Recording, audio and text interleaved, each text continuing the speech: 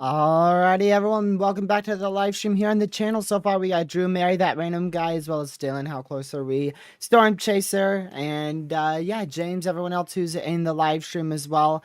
Glad to have you guys here for another live stream on the channel, and hope everybody's having a great day so far. We're going to be talking about the threat for severe weather today. I mean, I guess that's really not anything new, huh? That seems to be a daily occurrence, so yeah, let's go ahead and switch on over to our main scene. I hope I got the date and everything right. I don't even know if I did. I might have to move my camera because of that, so I'm going to move this back up here because of the date. I might have to move my camera up. Let's see if that's a little bit better. Yeah, that's a bit better. That's a bit better. I'm not as it cut off on the head there. So we just got two severe storms here that were just issued. One out here in Fort Stockton. We actually already had a report of a land spout that occurred out here with no damage out there in Fort Stockton, Texas, as well as there's now another severe southwest of Marathon, Texas. So there's already a few severes out here on the southern side of the risk region.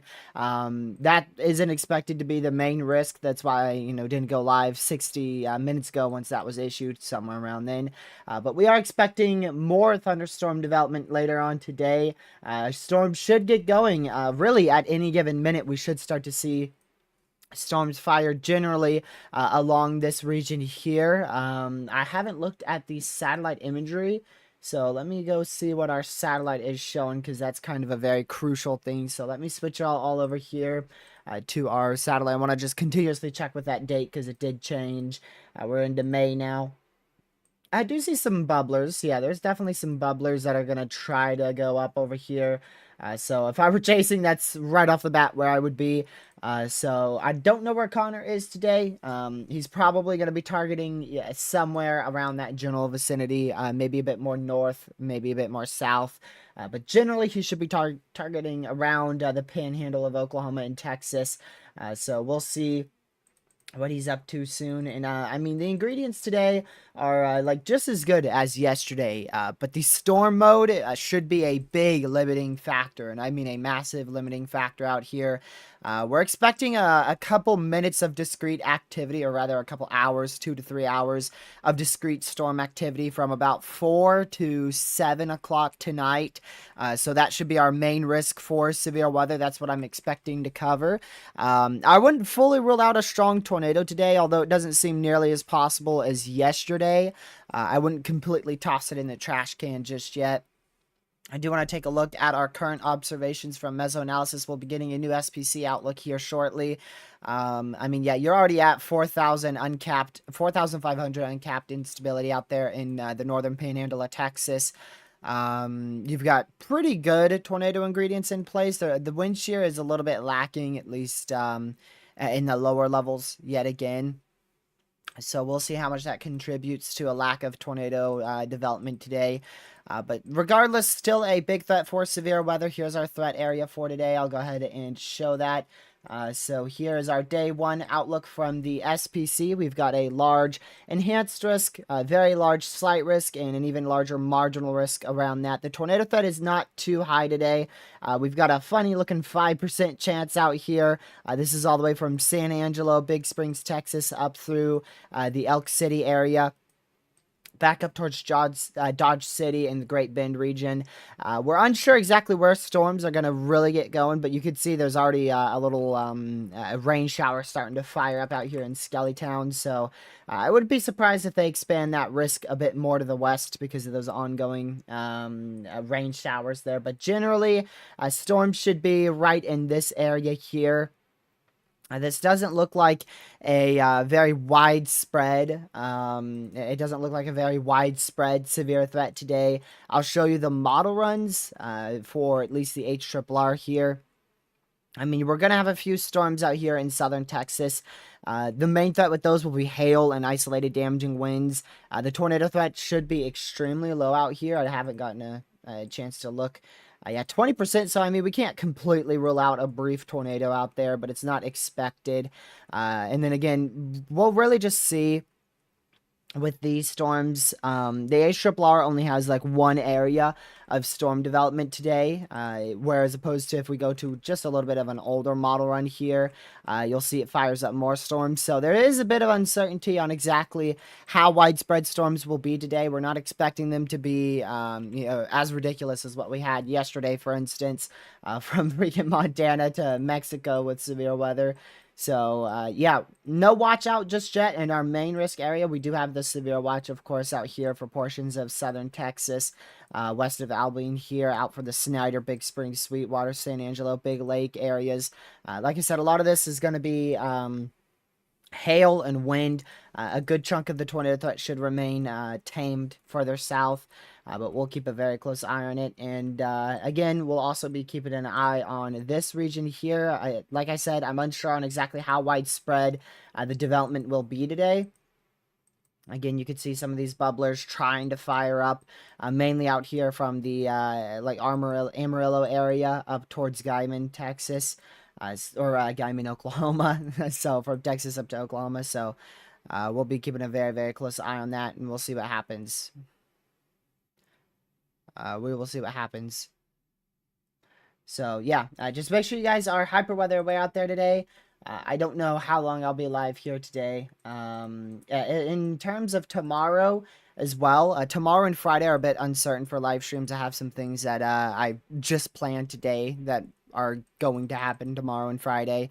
And we'll see if I go live at all tomorrow or Friday. So that's not set in stone for a live stream tomorrow, Friday just yet. So we'll see here. I've gotten a lot of notifications of a tornado warning that was issued up here in Alaska from a test, I believe.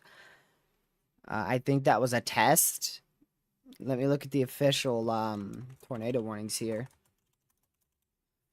See if we might have actually ended up with one in Alaska. Yeah, so that was a test because it didn't come through as an official tornado warning. So that's the good news there. So yeah, make sure you guys hit that like button. We're just starting up this live stream, not even 10 minutes in yet. Lucky will join us eventually. I think he said like 6:30 or so.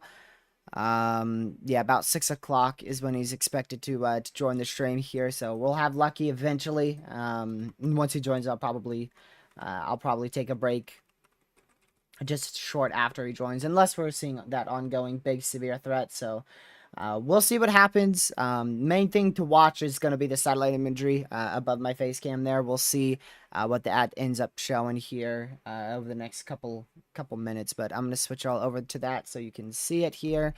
And again, we're watching these just these clouds that are starting to bubble up out here in the panhandle of Texas. There's not much just yet up in Kansas. I'll look again. Yeah, there's not anything really up in Kansas at all. If anything does start to bubble up from those storms in western Kansas, they should form generally out in this vicinity here. So we'll keep an eye on that. But there's definitely a possibility for some isolated severe weather in Kansas. We'll see. So we'll see what happens. We'll see what happens. Like I said, we're unsure on exactly how widespread the severe weather potential is going to be today. There's no severe storms active just yet in our main risk area. And by the main risk area, what I call the main risk area, just to make it clear here, the main risk area for today should really be focused up from Lubbock, Wichita Falls, up towards the Hayes and Garden City area. So that's where our main risk region will be. We do have another secondary risk further down south, which, as y'all can see, yesterday this was a small enhanced up in Kansas. But they've extended that enhanced quite a lot. We've got a large 5% tornado risk. We actually do have a 30 sig hail. And I don't know about the wind, if that's sig or not. Let's go ahead and take a look at that. So like I said, 5% tor. The wind threat is 30%, so it's non-sig. That's what most of your enhanced is for. And then up here, it's for that 30 sig hail. So this is really where we should have the majority of our severe activity in and around that red hatched area for large hail. We'll probably see a few storms just off to the west of that as they get going. But generally, we should see the majority of severe storms today inside that 30 hatched area. But again, there is also a chance for storms to fire further north into Nebraska and into central Kansas, which is why they have that larger slight risk up here as well. So definitely a possibility to see some severe weather as far north as central Nebraska. So we will keep an eye on that. Now it's just a waiting game. It is really just a waiting game here for that MCD. I'm quickly checking some observed soundings, and man, wow, man, these storms are going to explode in Texas. Like, we're gonna go from nothing to just a full-blown severe in probably a couple minutes, to be honest, wherever these storms do really get going at. I mean, it is just a crazy one for sure. I want to wait till the new meso analysis comes in. But I mean, still, the only thing that's really not over the top out here is the wind shear. The more east you go, the higher the wind shear gets. At least out here in Texas, generally, the more east you go, the higher it's going to be. So where these storms are trying to fire out here in the northern panhandle, that wind shear is very low.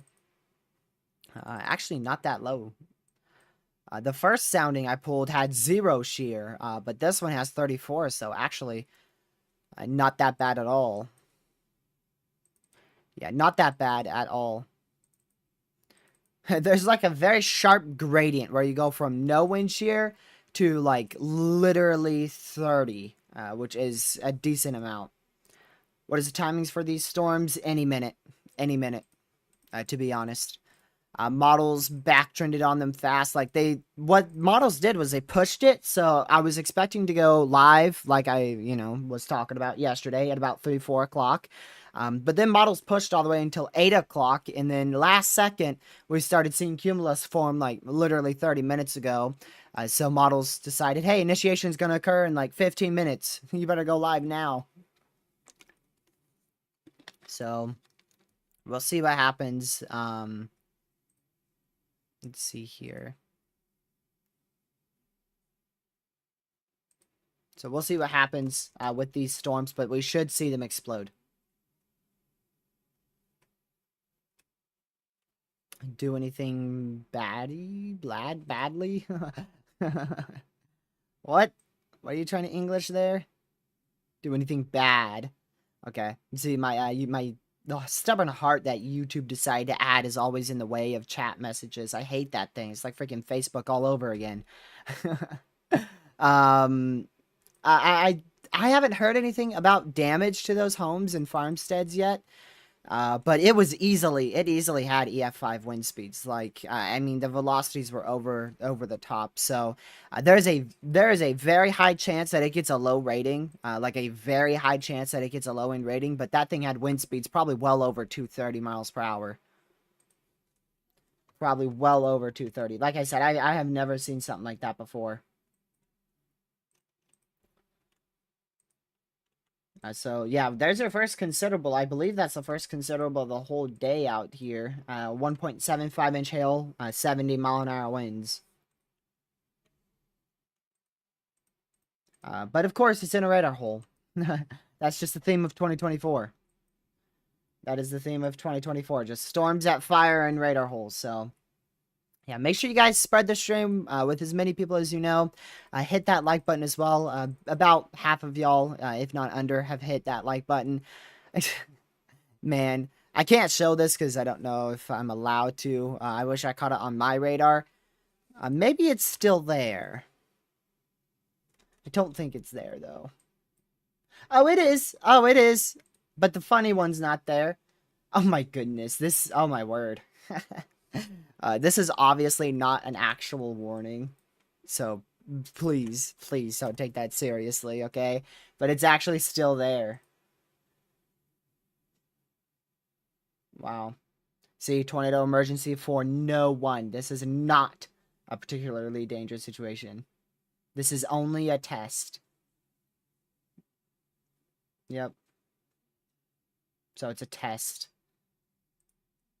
Crazy how they're doing that in Alaska. I don't know if I've ever seen even a PDS test in Alaska before.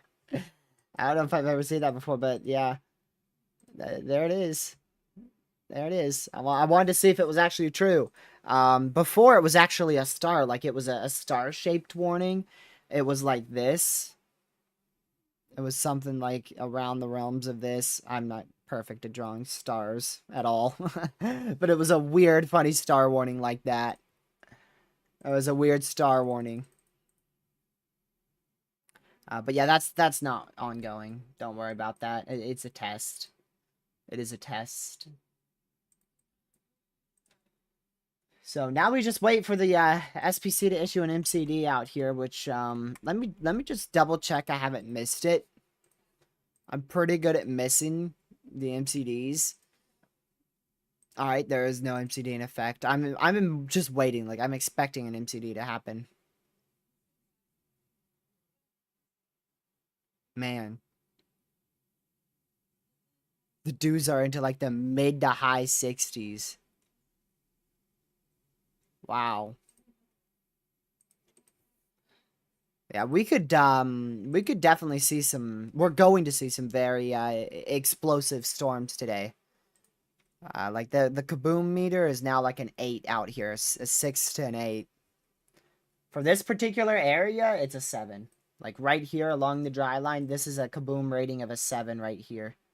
Like once storms start going, they are going to rapidly intensify.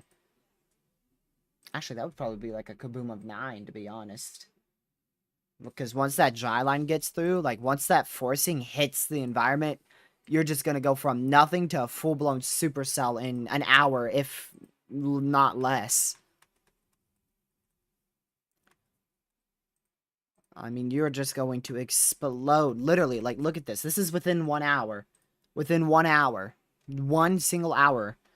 You go from nothing to boom, full-blown supercell. So that's like a kaboom of like 9 right there. Our kaboom meter up here in Texas is like 9. I didn't get the chance to make the graphic. I was going to start making it, but then I realized that storms were already starting to initiate. So I was going to try to make it from like now till 6 and then start streaming at 6. But I kind of didn't have the time.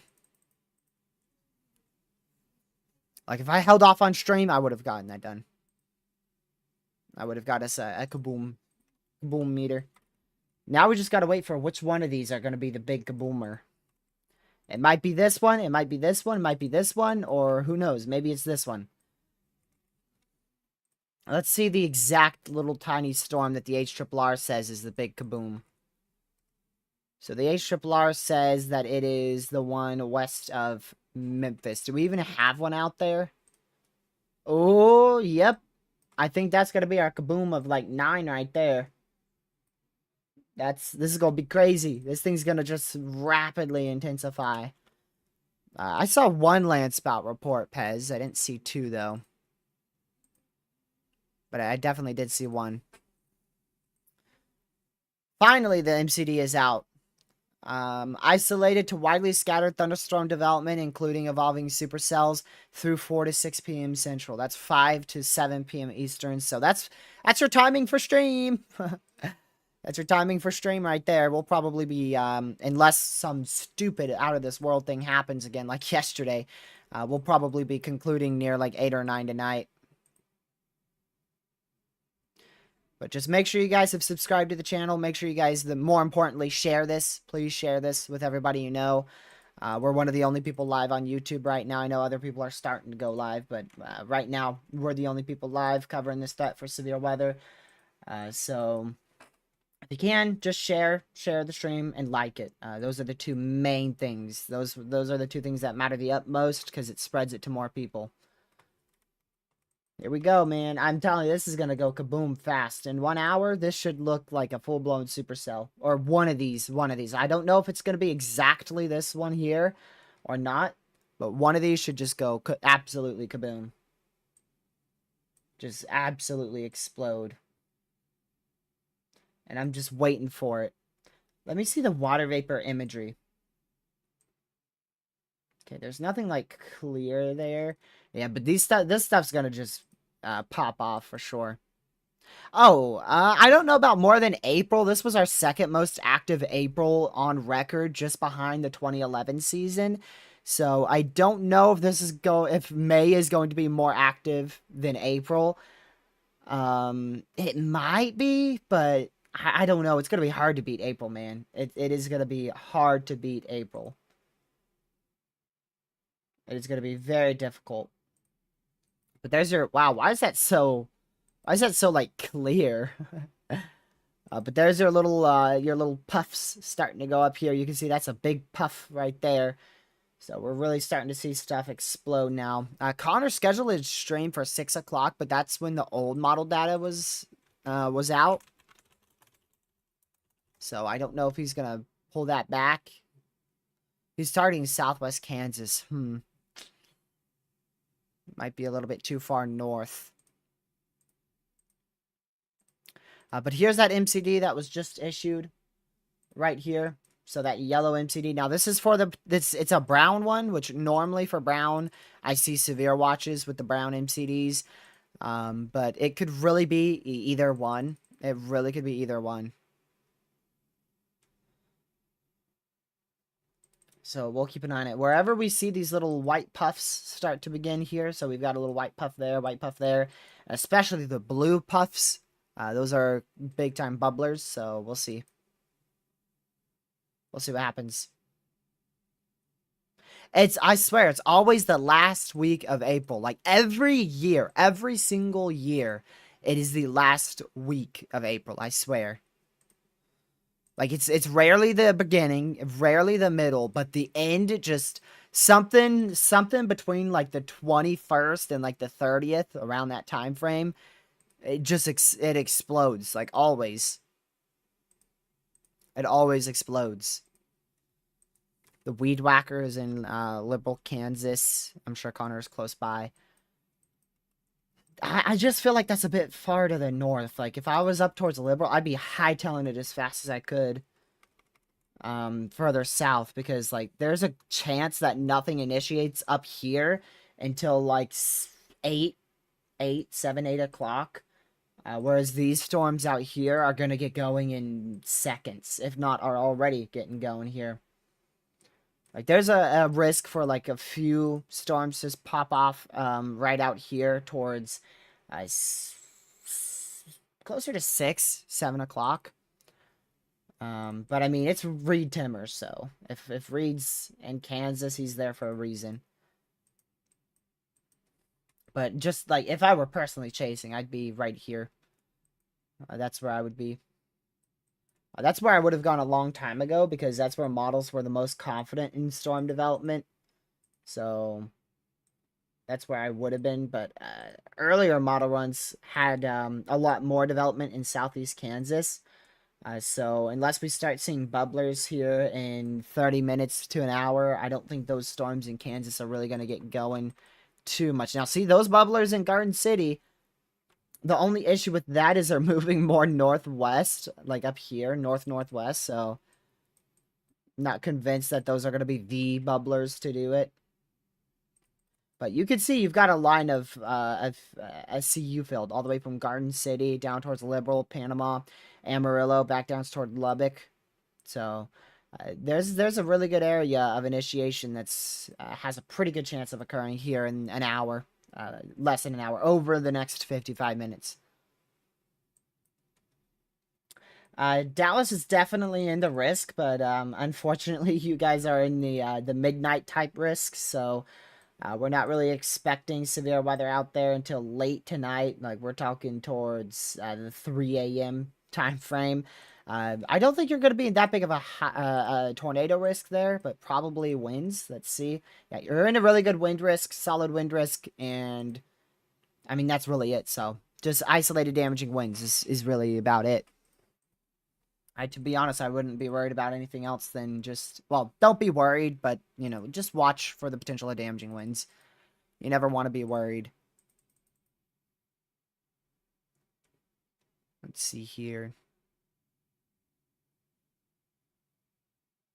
All right.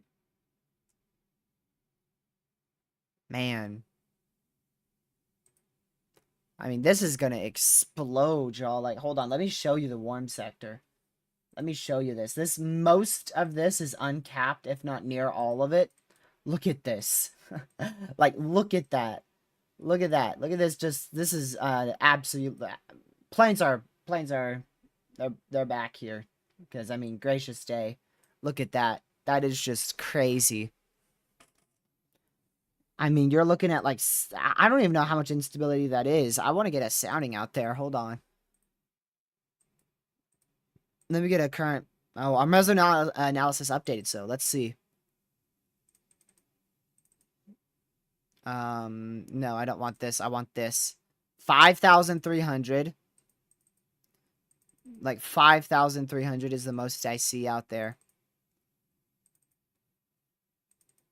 And then further south, there's like 4,800.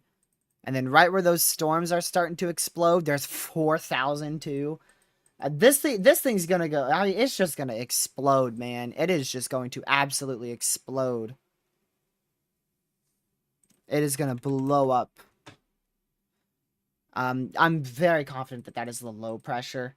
I don't know exactly where the low pressure is, but it should be right where you. Yes, right here. Yep, that is your low pressure.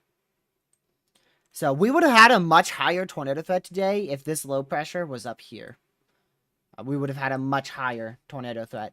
So right where that surface low is where you have the best shot at severe weather, which is right out here.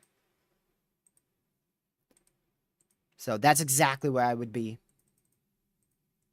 Why is the outlook delayed here? What are we waiting for? We better not be seeing a risk upgrade or something. Imagine. We gotta see this. Make sure this is muted so I can see. If they upgrade this risk, I will be lost for words. It's late. It's late. I'll have my my software up so I could get the outlook early. I just think they're a little late. I just think they're a little late, probably because they were issuing the mesoscale discussion, and then the time probably snuck up on them a little bit too quick. But man. Yeah, just make sure y'all, this stuff's just starting to explode, so just make sure y'all have hit the like button and share. You can subscribe if you want, but liking and sharing is what really helps the most, because that pushes us out to more people, thus more people are weather aware. A tornado count from yesterday, I don't know the exact amount. I know it's at least 5, so probably 5 plus. Oh, I mean, the reports are up to 13 now. Let me go read some of these reports for possible damage reports here. Multiple social media images of a tornado. Let's see what this is. TDS noted on radar. Ooh, it's a very useful report there. TDS noted on radar. Okay. So those two reports are just so that way the National Weather Service knows where to, generally where to begin their surveys. So we're up to, I'd say, at least 5. at the least.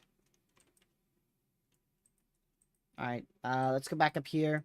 Oh, we've got our first lightning strike. First lightning strike here. So there's our first little lightning strike out in the middle of a field out there from this storm. It ain't exploding too fast right now. The more northeast it moves, the much better environment it gets into. And eventually, once it moves, I mean, you're not talking that much further here. Let me see where this is located. I can't even see it. So there's a little... Oh, I mean, yeah, this thing's already in a really good environment. Like, yeah. If once this moves a little bit more east, like, we're talking, like, a whole 4 miles, if not less than that.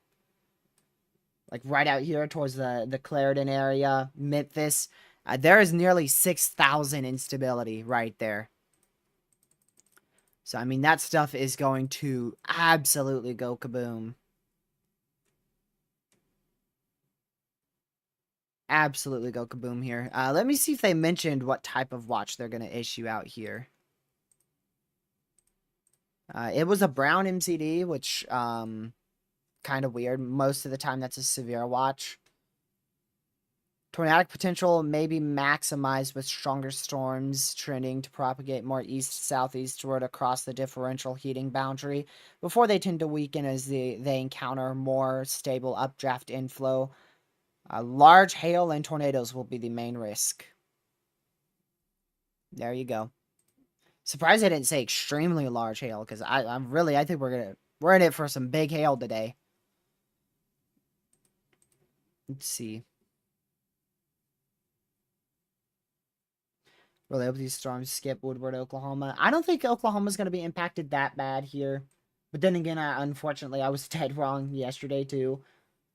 We'll see. There's definitely a chance for a couple isolated storms, but let me check other models, too. Yeah, I don't see any model that shows you getting, like, a severe storm. Doesn't mean it can't happen, but I just don't really see too much there. Could you explain what a wedge tornado is? Exactly what Laurel said. Wider than it is tall. Wider than it is tall is a wedge tornado. Which typically you'll just hear every storm chaser whenever they see a tornado yell wedge. I mean, even if it's a tiny rope, they'll yell wedge, large tornado. It's just storm chasers. Then you go on their stream and you see this tiniest little rope. Who subscribed? Thank you for subscribing. That's so much appreciated. Let's see here. I recognize that town name.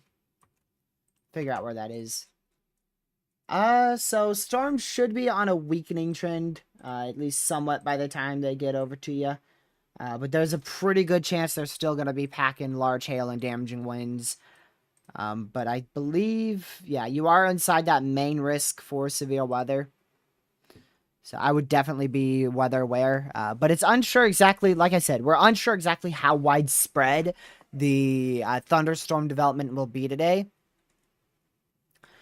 So it just depends. Whilst you're in it, so basically, long story short, if there's a storm near you or going towards you, it's going to have an all hazards threat.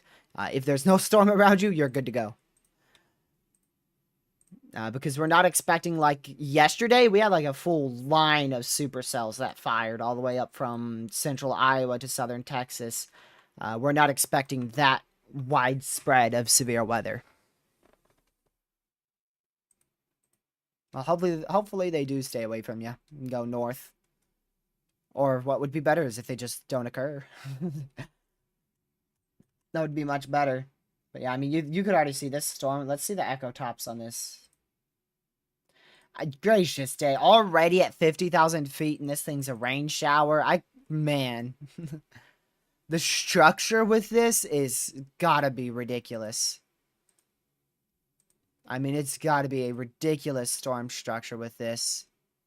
No question at all. My word. Let me see here. Oh man, this chaser ain't live either. Not a lot of people are alive right now.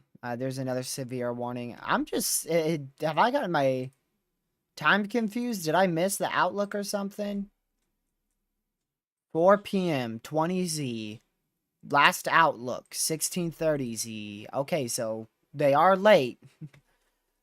Thought maybe I missed it because it's like 15 minutes late. Like, uh-oh.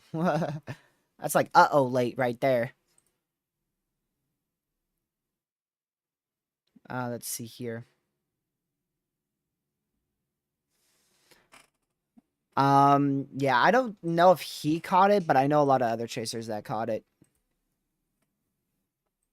Caught it yesterday. That was a violent tornado too. The motion with that was over the top. Absolutely over the top with that. Unfortunately, there's been at least three injuries and one fatality. 3 injuries, 1 fatality from that singular tornado.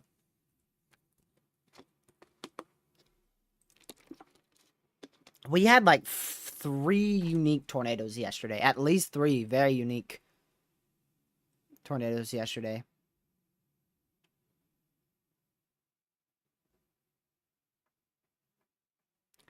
Yeah, I don't think the tornado threat is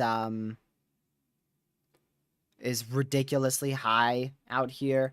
I think the hail threat is the biggest issue. Like, I wouldn't be too shocked to see 3-inch hail out here today. Out in this area. Some are here. Oh, that's your outlook, most likely. Because I just lost my ears.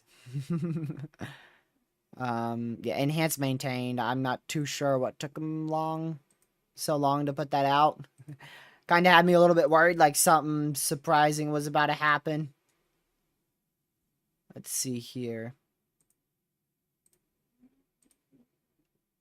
Alright, whenever I get probs for that, I'll let y'all know. But there's the new outlook. They might have... I don't know what they've done with that. We'll see. We'll see if it looks any different. I wouldn't fully toss a strong tornado potential in the trash can. It's just very low. Very low. But then yesterday was also very low. We saw 3 strong tornadoes yesterday, so... it depends. It does depend. But it is very low today. I can't give you a percentage until the National Weather Service issues their watch. Then I can give you at least an idea of what percentage. Alright, let's see if that outlook's out. Yeah, I mean, it doesn't look like they changed a single thing, at least from the base categorical risk. So this is your old outlook, and I'm comparing it to the new, and I mean, it's exactly the same. It's like no difference at all. They did actually expand the slight risk more west, it looks like, because storms have already started to fire out there. So yeah, that did change. Still 5% tor probs. Still 30 sig hail. And the wind probs are... Oh, wow! They've now introduced 30 sig wind on the southern end. Interesting. Yeah, so they just added a sig risk out here for wind on the southern side. Didn't expect that, to be honest. I did not expect that whatsoever. Let's see.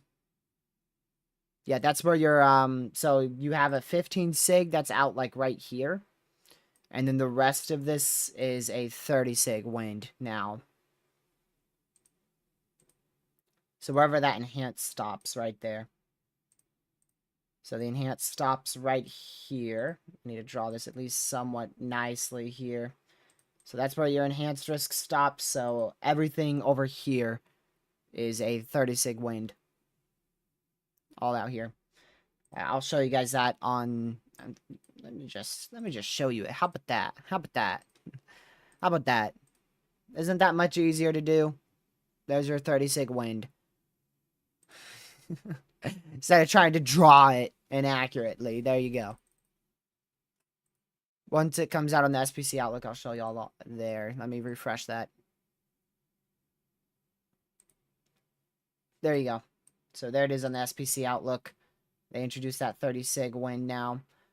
just to put the cities over that. So Abilene is now in that. That's the main city inside that 30 sig wind. Let's see here. Significant wind probabilities have been added across parts of west and northwestern Texas, where a mix of supercell clusters and eventual MCS development will be possible. There you go. Yeah, like I said, also severe probabilities expanded somewhat westward because of the dry line. So I expected them to expand that westward, but I did not expect to see a 30 sig wind get introduced. Ooh, our kaboom storm's really starting to go kaboom. Pointing the lantern just happened to it. Oh, that's corruption. See, so something's blocking the beam right here. You can see the beams being blocked right there. So when the storm passed over, it looks like it's two separate storms almost. Can you check out the thunderstorm warning in West Texas? Anything interesting? We did just look at that. I mean, we can't really see it from the radar at all because it's a radar hole, but these are, this one's for 1.5 inch hail, 60 mile an hour winds south of Fort Stockton. For Fort Stockton, 1 inch hail, 60 mile an hour winds. Then another one out here west of Marathon for 1.5 inch hail, 60 mile an hour winds. Another one for 1 inch hail, 60 mile an hour winds. So a lot of hail and some wind. But they shouldn't be too tornadic at all. Brief land spout, brief tornado potential. I was just about to say, I'm shocked there's no flood warning in effect, but yeah, there's a flash flood warning right there for 39 more minutes. Because this storm is literally, like, stalled out right over it. Look at that. So it started right there, and it just continued to build right on top of and just to the east of Fort Stockton. Just to the east of Fort Stockton there. Let's see the totals for that. Yep, look at that. Probably near 4 inches of rain right there along I-10 going into Fort Stockton. Wow. It's a lot of rain. That is a lot of rain. Hey, our storm's severe. There it is. There's your first severe, the main risk area. Which I guess now we gotta just, this whole area is really the main risk now. Anywhere in the yellow and the orange is your main risk, and then your highest risk is, of course, in the orange there. Which is a level 3 out of 5, so it's not, like, ridiculously high in there, but still up there. So, yeah, make sure you guys, once again, have hit that like button and share the stream. It's greatly appreciated. And if you're new to the channel, considering hitting that subscribe button with the notification bell set to all, because we'll be live again for our threat on Monday. We've got a threat for severe weather on Monday, right there. Nice large 15% over the plains once again. They introduced that this morning, and that's of course Monday, day 6. Are they moving straight east? So they're moving all directions, really. This one's moving north. This one down here was severe, was moving northeast. This one's moving northeast as well. This one's moving dead north. So they're moving pretty much north and east. So east, northeast to north. Really 3 main directions for storms today. And then later tonight, we'll probably see some start moving southeast very late tonight. What causes storms to stall? I'm not 100% sure. But if I had to guess, like, for most examples, it's just that storms have fired, like, out in front of the trough ejection, and then those winds haven't came through to start moving it, so they just stall out. And hey, we did end up with a tornado watch. Looky there. Tornado watch has just been issued for Childress, Post, Perryton, Canadian. Few tornadoes possible. Widespread. Wow. Jeez. Widespread hail. Up to softball-sized hail, likely. Dang, dude. That is some wording and a half right there. Trying to screenshot it to send it to Lucky. That is some wording and a half on that tornado watch for the hail size. That's probably like a high for hail, I imagine. Let's go look at that. Torque probs are 50-20, so not that much. And wow, the hail threat is actually, I think that's high moderate, if I'm not mistaken. 4-inch hail is softball. Or is that 3-inch hail? Nope, 4-inch hail is the maximum hail size, so 4. 4-inch hail today. That's crazy. Let's see.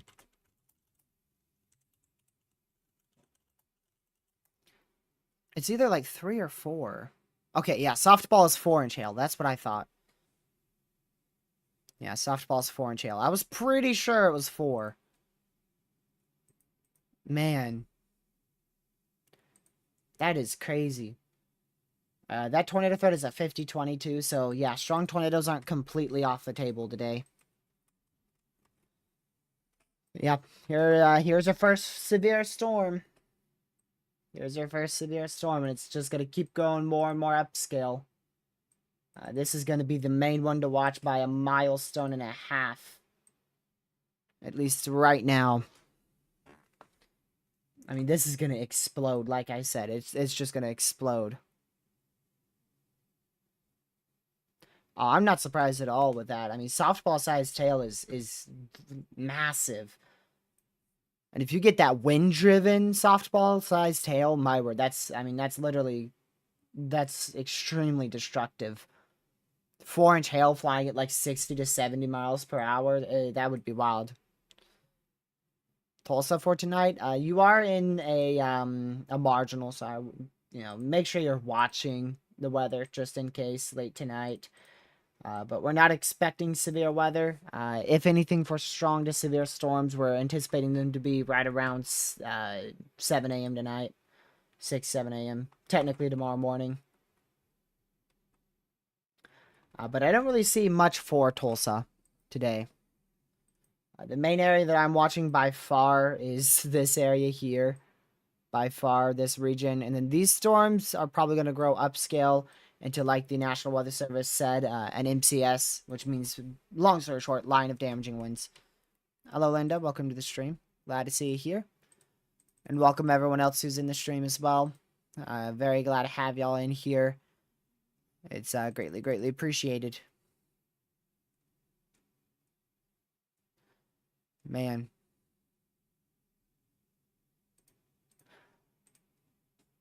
So we'll see what happens with this big storm. I mean, there's really only one thing that could happen with it, and that is rapid development. So that thing's going to explode, man. I'm telling you.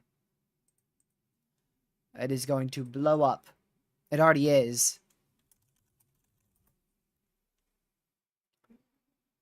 Man. Alright, let me go check this chaser. Alrighty.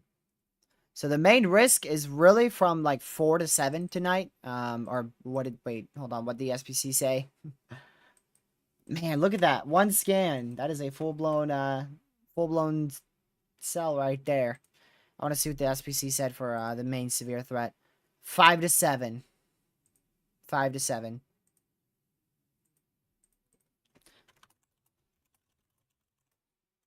Man, 4-inch hail likely.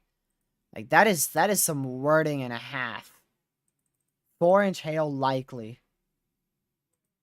That is just crazy. This watch, yeah, so that's a high moderate for hail. My word.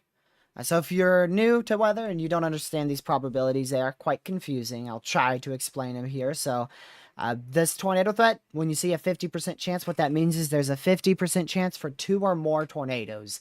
And then you see the tornado threat here, the strong tornado threat, EF2 to EF5, says 20%. So out of those 2 tornadoes, there is a 20% chance one of those is significant.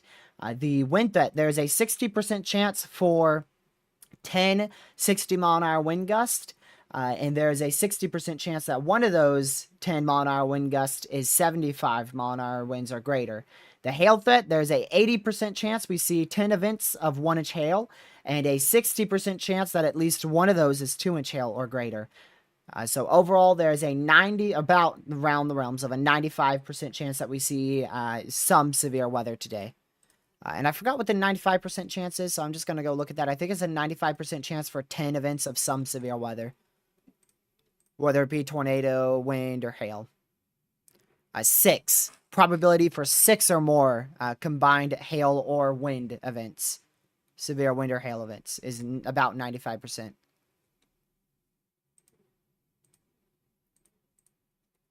Man. Who subscribed? I didn't read it. Lisa, thank you for subscribing. Much appreciated. Much appreciated. One of my friends who live in Louisiana were under a tornado warning in Shreveport. I remember covering that, actually. And they had a 3-minute warning to seek shelter. Like, the tornado warning was issued over here. And, like, by the time they got the warning, it was already, of course, over Shreveport. And it was, like, 3 minutes until impact. They were like, wow, thanks for the heads up. That was a big heads up right there. So that's what we're for on this channel, is just to try to give you an even more of a heads up before those warnings come through. Try to predict what storms seem tornadic, what storms don't seem that tornadic. This, matter of fact, just went tornado possible out here south of Fort Stockton. 1.75 inch hail, 70-mile-an-hour winds, and a tornado possible tag. So if you are out here, which I don't see any crazy areas, it's near the Round Mountain in southwest Texas. Right away, you need to be seeking shelter because of the considerable wind and hail threat, but also because of the tornado possible tag. So if this wasn't a considerable severe, what I would say is make sure you're indoors, away from doors and windows, and close to your safe spot. But because this is considerable for hail and for wind, you can see the orange text there.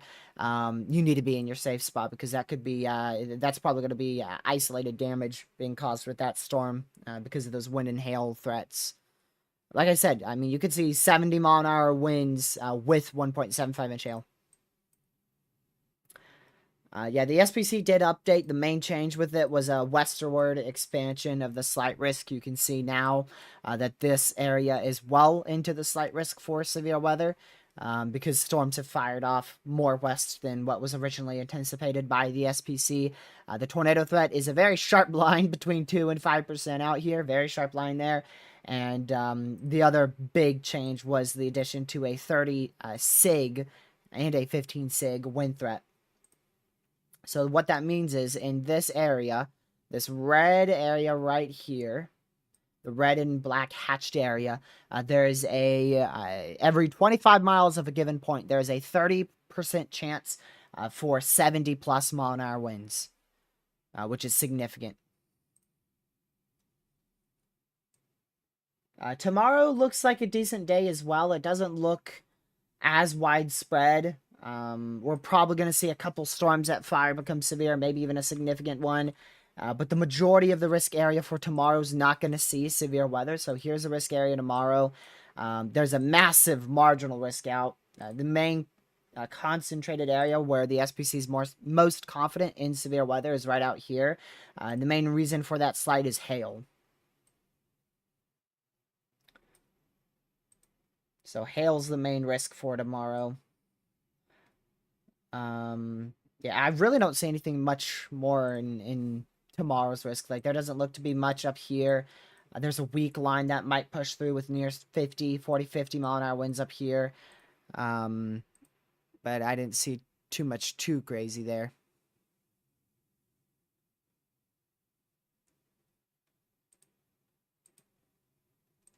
So we'll keep an eye on it. But yeah, definitely a big risk today. So here's today's risk once again. Inside that enhanced risk is where we're expecting the most severe weather. Most of the enhanced is under, if not all of it, is under 5%, as well as some of the slight risk, as well as the wind risk. You've got the 30 hatch down here, and the hail risk is also at a 30 hatch too. So, yep, we'll keep an eye on it. We will keep an eye on it. So here's our main storm. Right now, most likely will end up being the storm of the day, to be honest, unless we see additional storm development elsewhere. Quickly just check some satellite imagery. Yeah, I mean, really, you only have this one main bubbler. There's a little bit of bubblers up here, too. But main one by far is down here.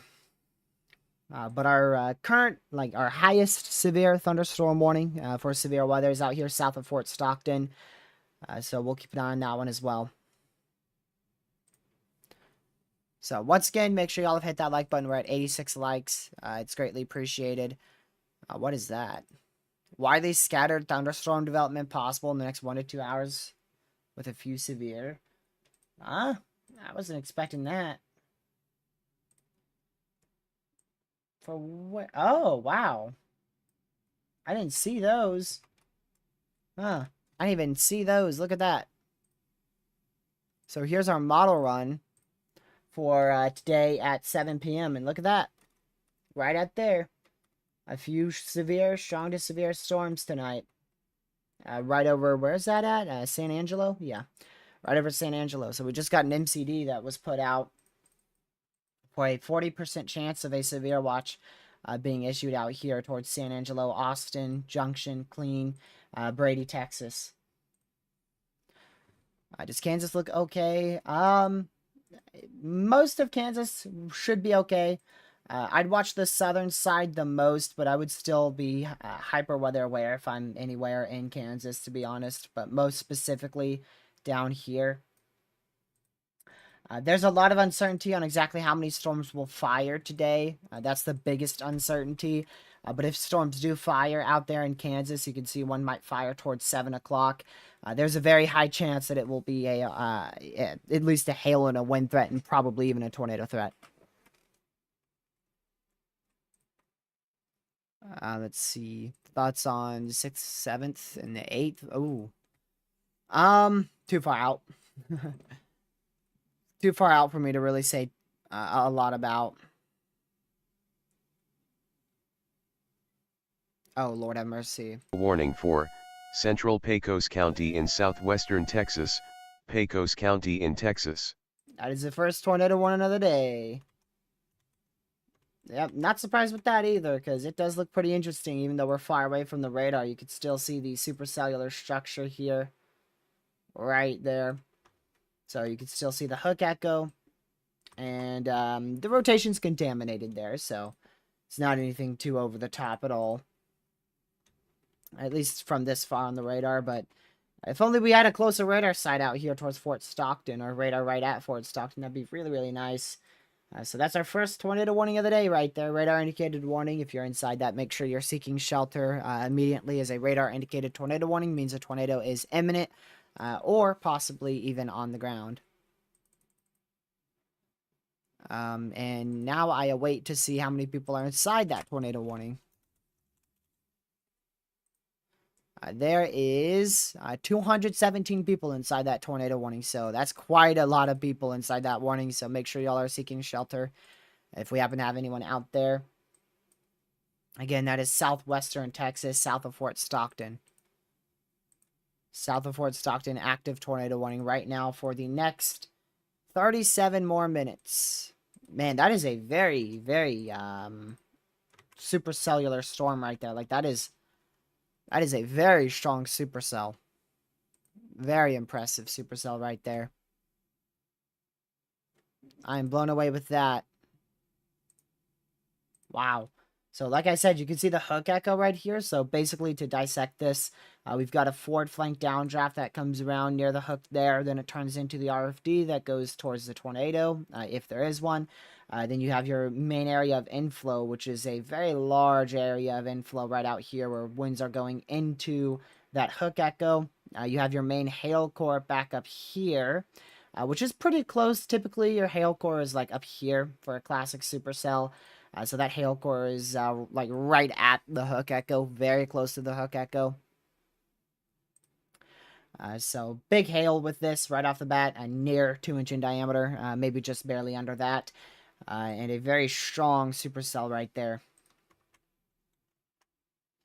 Yeah, you can see on CC too, it's this far away, it's picking up on a lot of hail out here. Now this is contamination, so this is bad radar data out here. This is not hail. But this CC that you see here, most of that is hail.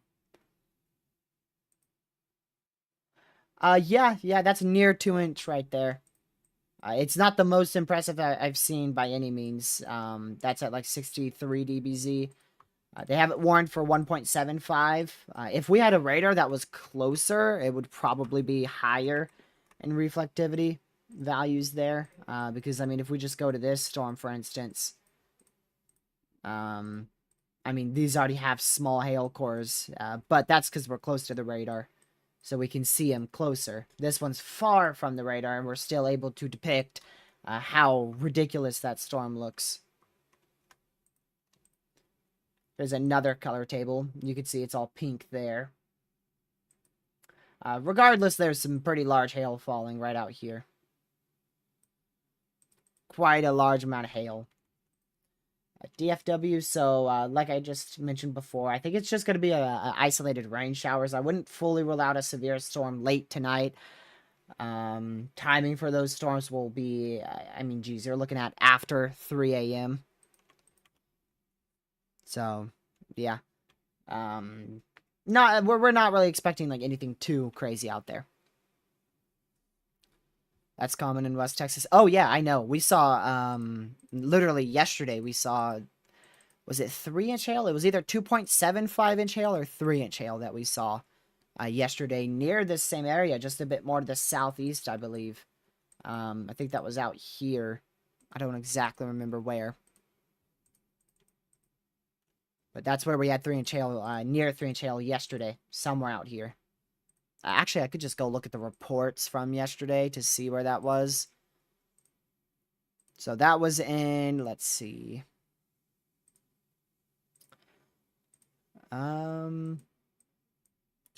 South of Midland.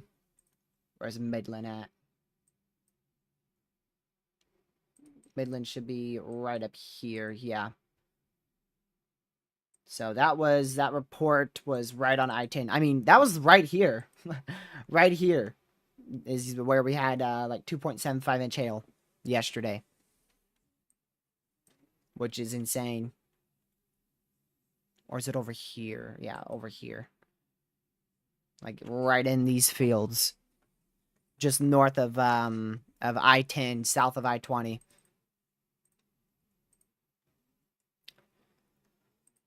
That is something.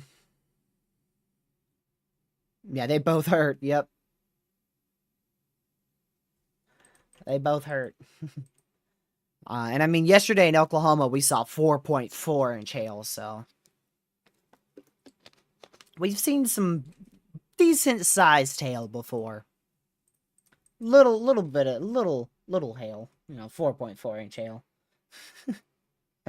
Imagine that. Imagine that.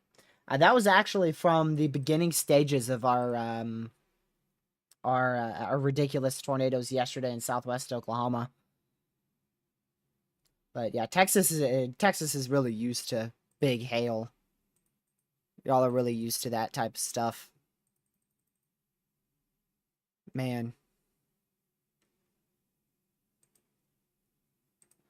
So we'll just keep an eye on this tornado warning once again.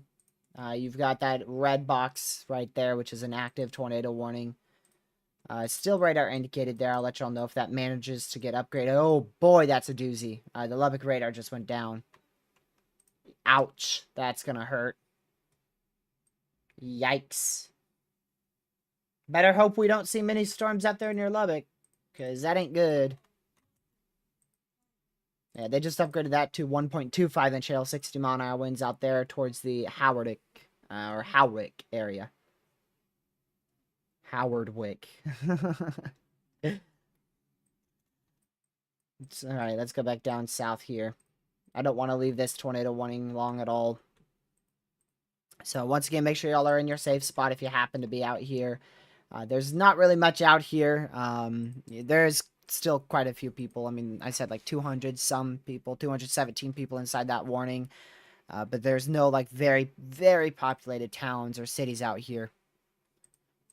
So if you know anyone out here or just know anybody in the risk area, which is quite a large risk region. I mean, we have that massive risk area. If you could share them the stream. Help spread the word of severe weather here. And I mean, even from MRMS, you could tell that's just a really solid supercell. That is a very solid supercell. They updated that. Now 2-inch hail. So I said before it was probably near 2-inch hail. They just updated that to 2-inch hail, 70-mile-an-hour winds. So there you go. That DBZ is getting a bit higher, up to 66 now. A really, really high DBZ is 70 plus. But I mean, we've seen hail with as little as like 55 before. So you don't necessarily need high-end DBZ for hail. It's just when you have higher DBZ, it is associated with hail for sure.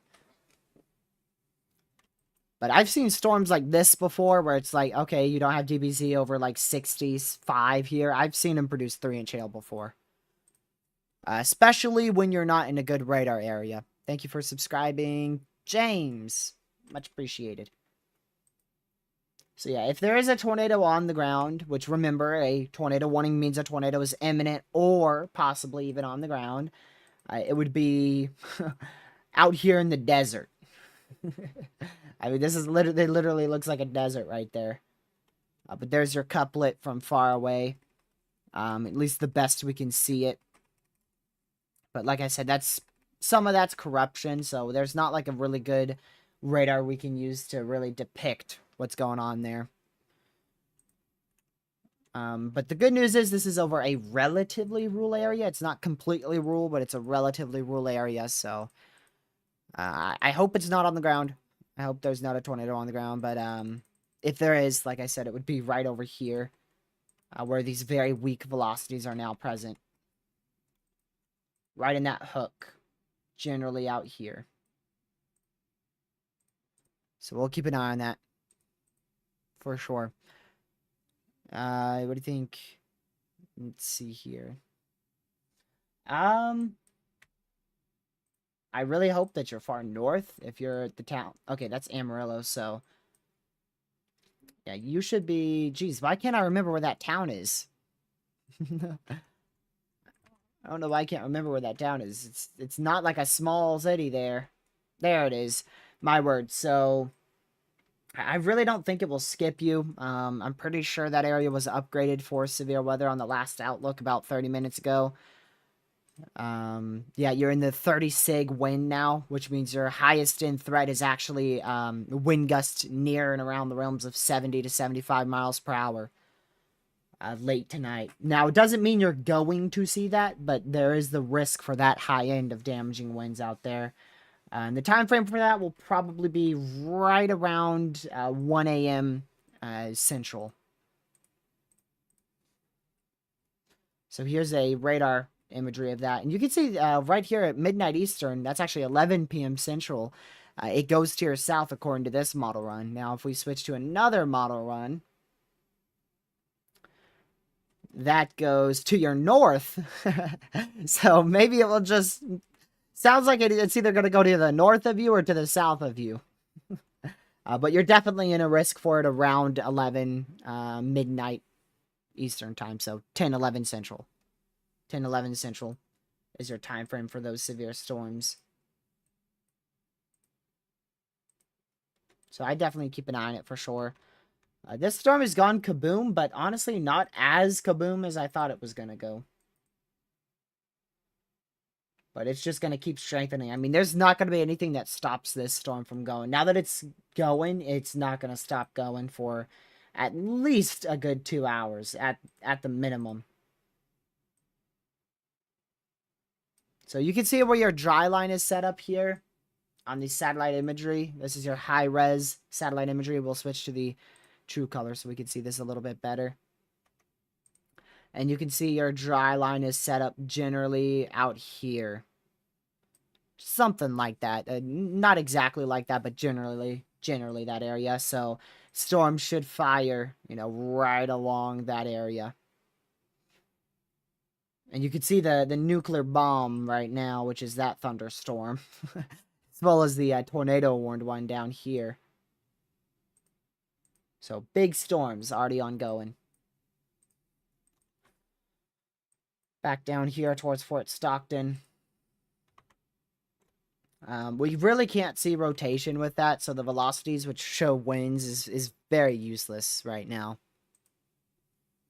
It's very useless.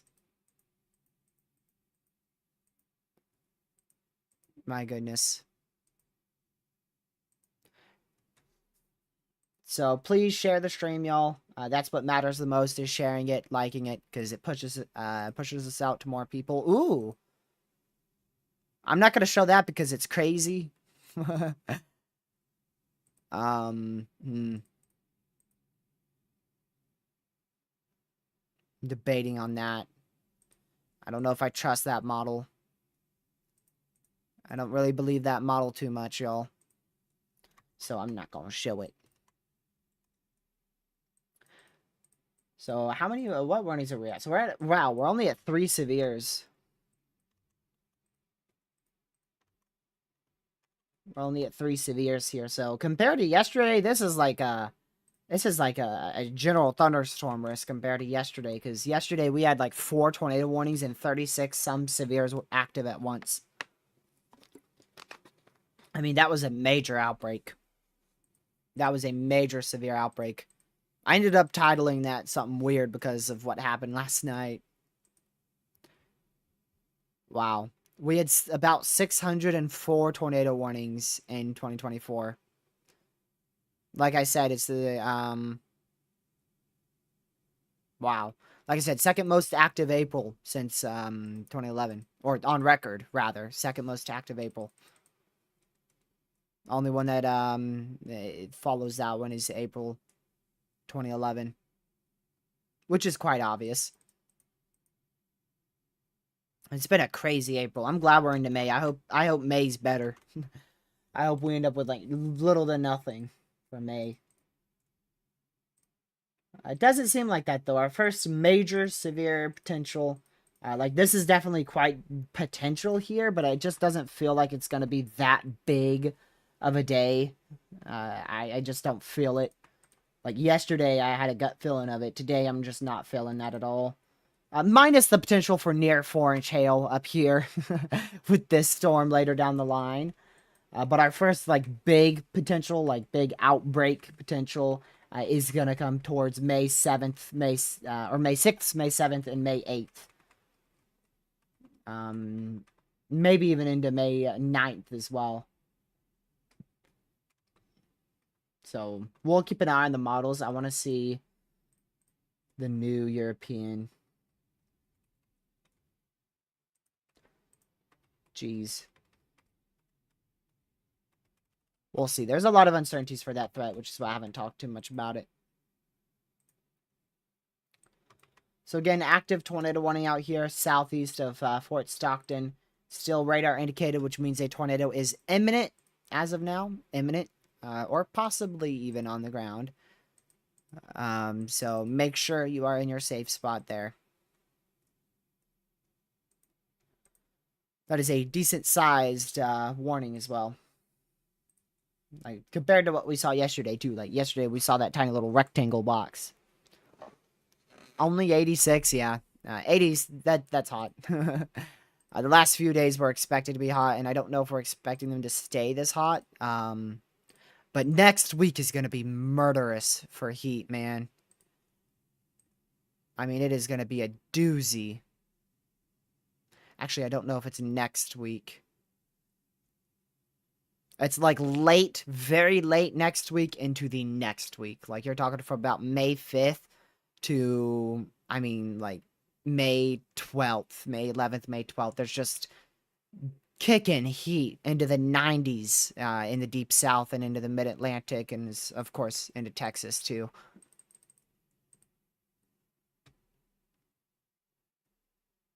Lubbock, Texas. So that's up here. So you're right there. I'm not 100% sure why they put it that far south. The good news is you would be at the beginning stages of the severe threat, so there's a lower chance for you to see the severe storms. Let me just look at the satellite here. So, yeah, see these bubblers? That's where storms are firing. Or attempting to fire. So honestly, Lubbock's probably perfectly fine. I wouldn't let my guard down at all.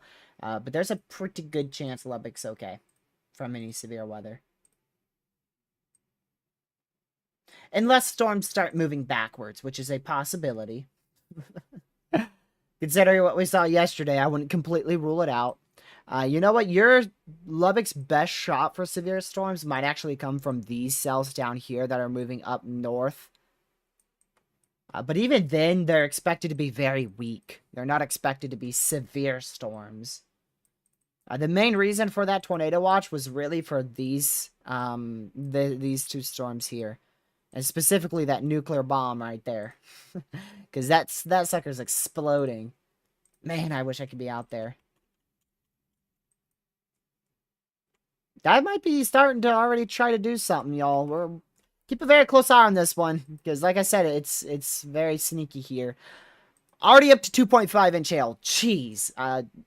Exactly what I was saying before. You don't need high DBZ to be seeing big hail.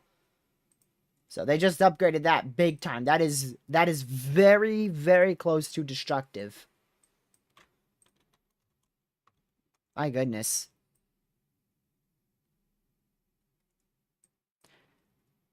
Let's see. Your threat is going to be pretty late tonight, Tim. Like, you're talking closer to 10, 11 o'clock tonight. Damaging winds will by far be the biggest concern. But, I mean, there's always a chance that storms just don't hit you, too. I hear that storms typically split around that area. Some go north and occasionally south, too. By the way, if you guys want to follow me anywhere else, there's a lot of social links in the description. The first one is my link tree, so just in case y'all want to follow anything else. Well, thank you for subscribing, Real. Always, always appreciated. More people we have subscribed, more people that are weather aware, so it's always appreciated. Gracious day, yeah. 5 of you guys just subscribed, so it's greatly appreciated. Yep, there you are, Real. Thanks for subscribing. Your subscriptions are set to public, so Streamlabs can notify me that you've subscribed. Yeah, I don't see that crazy Supercell look to this storm anymore. Like before, it had that really good look to it. You could see the hook there at the bottom, the inflow, even the RFD2. And now it's kind of being attached to this weird kind of cluster out here. So I do think that's losing its main tornado potential as of now. Let's go to our analysis radar. So this is something that not a lot of people remember to do, and I love to do it. So if you are a chaser out there, just say that you were on this tour. I want to see a picture of that in real life, because holy crap. Can you imagine being in the presence of a beast like that? Like, come on. Like, dude. I can only imagine, man. If you were just, like, out here towards, like good night area. So that would be from west. This is what you'd see from, like, the good night area. I mean, gracious. Just imagine that. And then if we max it out, there's the whole, that's like the whole structure there. We can zoom it out even more, too, so you can see even all of it there. There's half of your other storm trying to go there. But, like, look at that. Imagine that. Ignore the... Jeez, that is a flash warning and a half. I apologize for that. I didn't realize my software would be doing that. Man. Just, like, I'm just speechless. Like, look at that. Just crazy. Just crazy. That is what you'd be seeing in real life. Man. And that's exactly what we're expecting today, too. Just photogenic storms. Uh-oh. Ready? Ready? Y'all are going to hear a beep in any second. Any second. We just got a new tour. I bet it is for this storm. I bet it's for this storm. Tornado warning for East Central Armstrong County in the Panhandle of Texas. Yep. Central Donley County in the Panhandle of Texas. Shoot! Armstrong and Donley County in Texas. Wow. That escalated fast. That's on the ground. That is on the ground right there, people. We got a tornado on the ground out here, southwest of Clarendon, Texas. That went from 0 to 5,000. Wow. Look at that. That is a observed tornado warning. You see that blue polygon? That means a tornado is on the ground right there. On the ground via law enforcement. That came out of nowhere. That came out of nowhere. Not really though, because I saw that starting to hook. And I said watch that closely because it could blow up like the storm's been doing. And sure enough, sure enough, there's a little notch right there. Little notch right there. So we'll give an eye on it. Yeah, John, we'll have our own chasers going to be out and about shortly. He's getting going soon. Honestly, there is not a lot of chasers out there for a classic plains setup. There is minimal chasers. Like there is only one that I know out there right now. So I'm like this is not something that I thought a lot of chasers would be missing.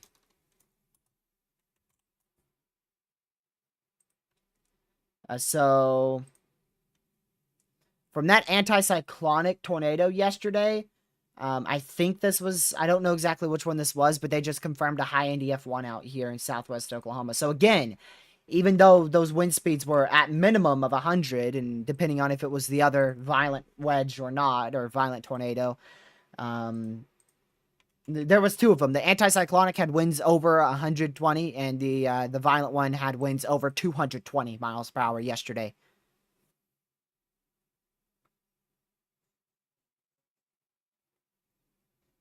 Man.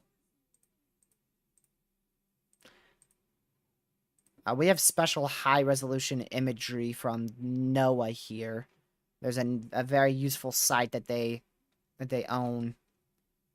And it provides the highest resolution you can get because it's literally a direct feed to the to the satellite. So it's stupidly high end.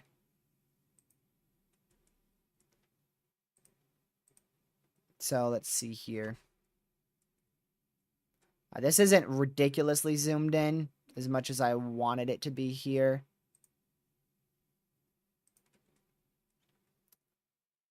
Let me see if I can get this. I don't see much of a debris signature with this. It's over mainly rural areas, but soon it's going to go out here towards the Clarendon area.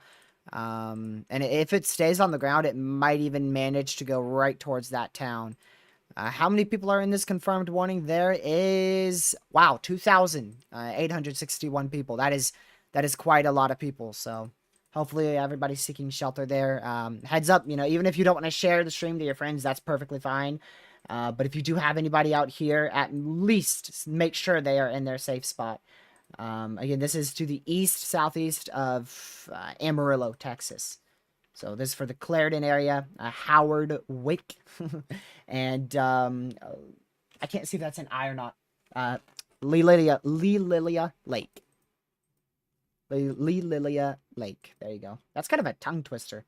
So now this looks like a classic supercell.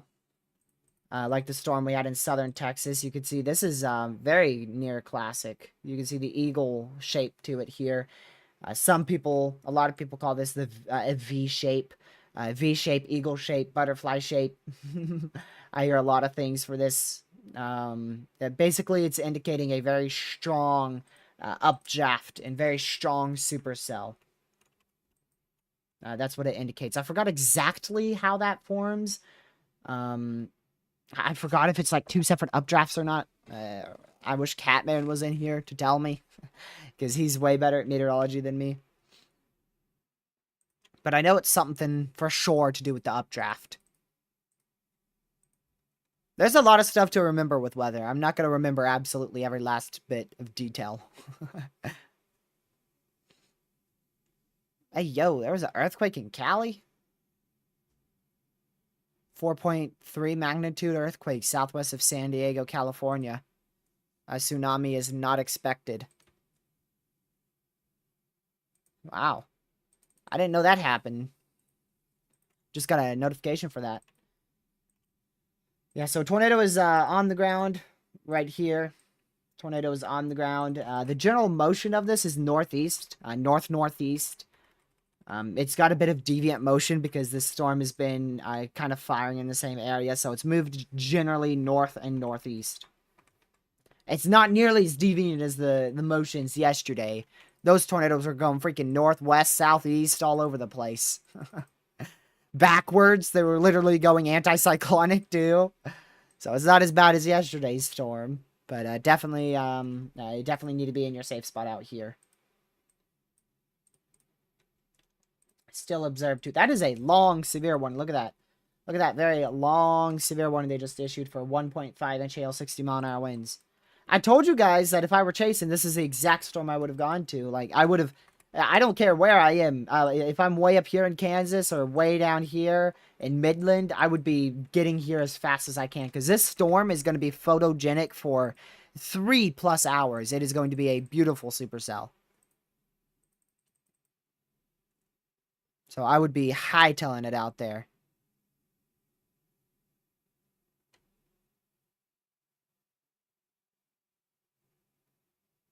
Let's see here.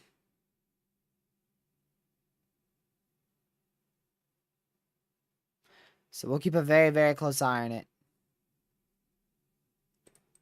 I'm checking this real quick. I did not see that, Caden, actually. I actually did not see that that was rated EF3. Is that a preliminary survey, I assume? What National Weather Service jurisdiction is that? Let's see here. Yeah. Yep, he's right. Short-lived, strong tornado. Wow. Dude, that is some damage and a half. Wow. Man, that sucks. Because I know at least one person lost their life here and 3 people were injured. Bit of a damage warning for those who may be sensitive to tornado damage. Just a heads up before I show this. This is out of Westmoreland, Kansas, from the violent tornado that we tracked yesterday. Thankfully, it wasn't violent when it went through the town, but it unfortunately was significant. And here is what was a house. That is provided by, I don't know what National Weather Service that is. Let's see if Caden said anything. Yeah, I don't know.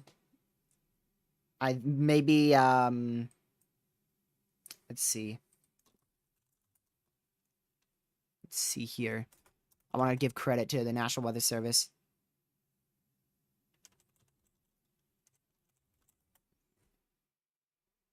Let's see here.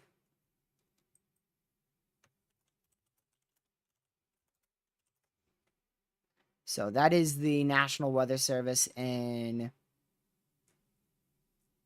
Man, I don't know why it doesn't say it. It's northeastern Kansas. Northeastern Kansas. Is it Topeka? That does sound right. It might have been Topeka. And again, that was out there in just well to the northeast of Manhattan, Kansas, up from Westmoreland. Oh, man. I mean, that went through, like, near downtown. That went through the northern side of the town. Pretty much downtown. Man, completely destroyed residents. Jeez. Alright, still a confirmed warning here for a tornado on the ground in that blue polygon. The one further to the south in southwestern Texas is still radar indicated. That will expire in 7 minutes. This observed warning out here will expire in 2 minutes. This tornado that is on the ground is 45 miles to the southeast of Amarillo. Of the Amarillo radar site, I should say. 45 miles to the southeast of the Amarillo radar. Let's see here. Cynthia, thank you for subscribing. Yeah, it was. I'm pretty sure it's Topeka. I'm pretty sure it was Topeka. Why? Duh. Just literally go to the All Warnings tab and go to Northeastern Kansas. Come on now. Topeka. Yep. I'm dumb. I was like 2 clicks away from it, from the National Weather Service homepage. Man.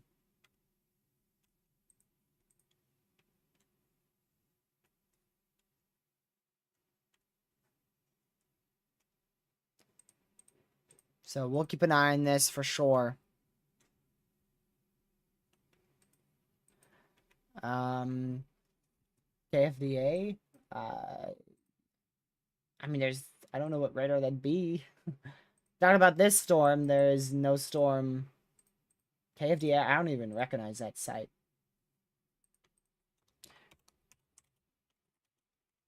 My goodness, how did I type like a billion things at once?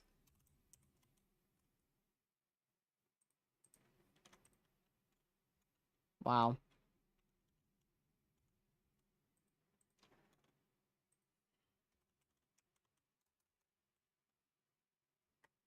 Ah, news channel. Got it.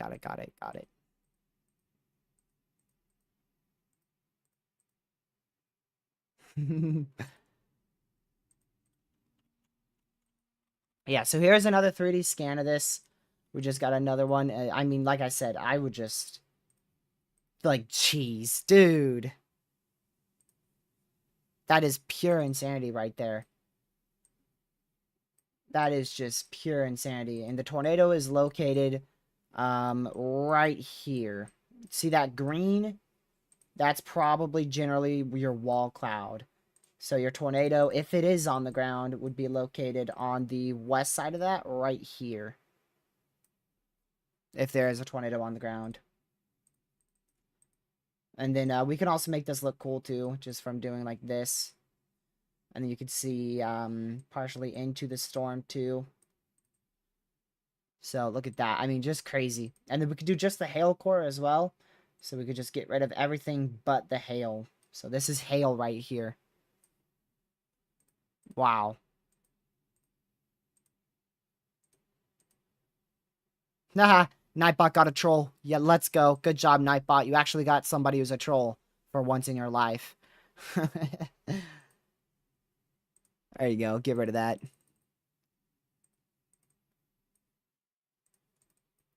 So we'll keep an eye on this storm, of course. Let's see here. Just want to do, like, that is just insane. That is one of the most beautiful 3Ds I've seen. Because it's, again, just such a photogenic storm. Like, that's exactly what we were expecting here. I want to get a better one than that. Like, right. I don't want to get the southern storm in that. Like, this is about the best I could do without getting extra rain in it. But then we could just do the full picture. A bit of a flash warning again, because it might just flash on me for some reason. So there's your 3 storms, with your main one being this one. You could see it too. Like, it's obvious that this one is really blown up. No channel names, Eric, but thanks for the info, because there's a high chance I can access those same cameras. Let's see.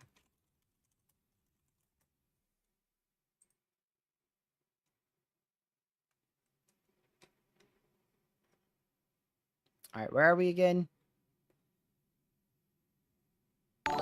Jeez, loud notification. I can at least get cameras around the Amarillo area, so I'm sure we can get at least close to it.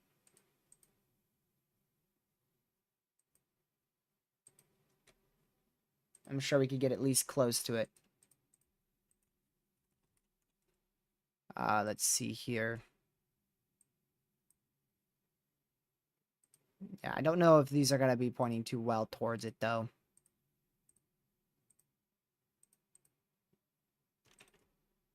In Canton, Texas? Let's see where that is. You do realize that's all the way in, like, east of Dallas.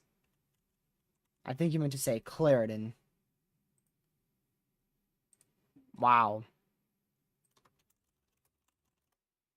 Yeah, there's a lot of people who are on this now.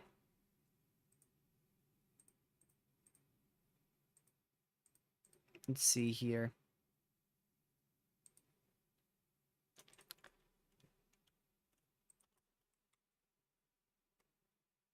Let me go back on this.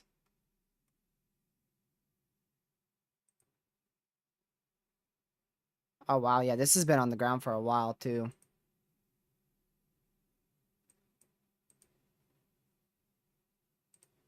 Hold on a second. I can get this up. All right. Give me just a moment to pull this up, y'all, so we can see this.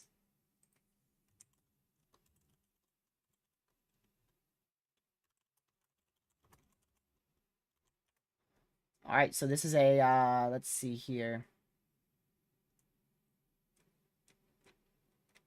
All right, here we go.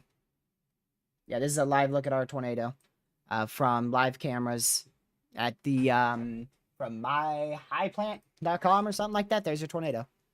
There you go.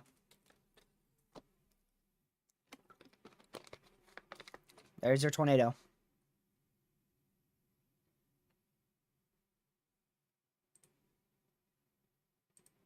No, I can't use Evan's stream, but I can use the camera that he uses because it's public domain.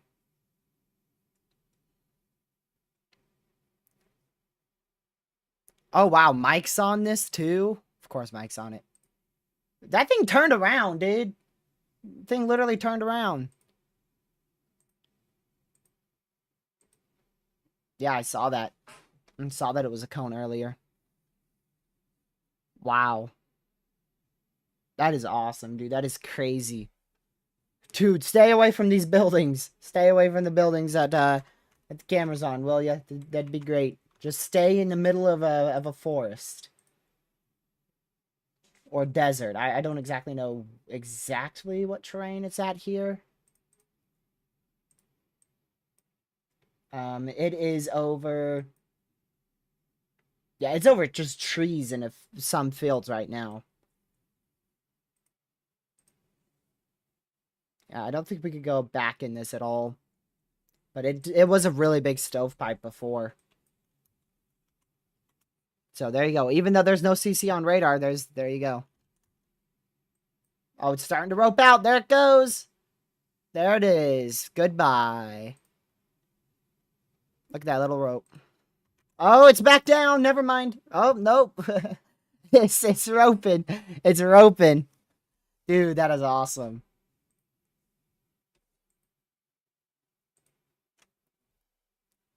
That is awesome. Look at that. That is awesome, man. Dude. I can't tell if it's on the ground thanks to the fat trees. That is ridiculous. This is like the 5th tornado we've seen on the live stream. Wow. Just a little rope. Little rope. It was a pretty strong stovepipe before. Let's see here. Again, I gotta give credit to this place again. Here, I will send a link in chat. That should be good enough. So if you guys want to watch this right now, click that link. Go to the, you'll see the McCoy camera. It's not the first one or the second one or the third one. It is the 4th one with a picture of a tornado on it. So that way you guys can watch it yourself. Wow.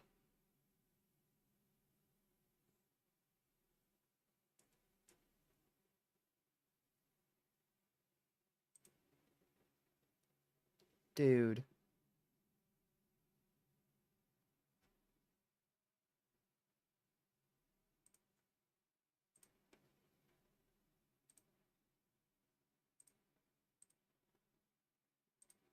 Still there. I just can't tell if it's on the ground, though.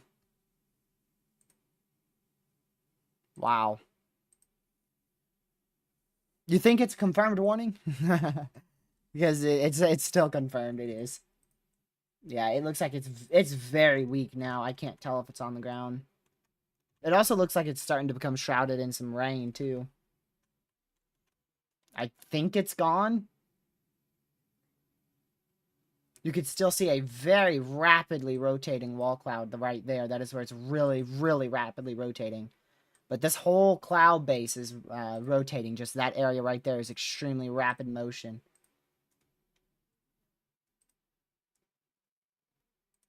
Wow. See it on spectrum width? Let's see. Spectrum width. Oh, yeah. There's some dots right there. That's probably, I don't know if that's the tornado itself. Let me show that real quick.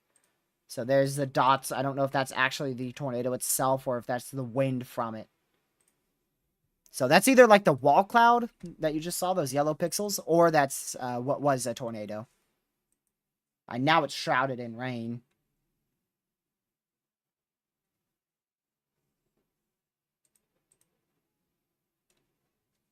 Yeah, I can't see it anymore.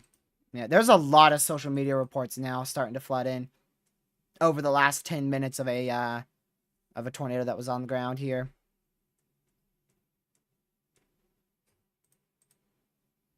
Yeah, if there is a tornado on the ground, I don't believe we'll be able to see it from this anymore.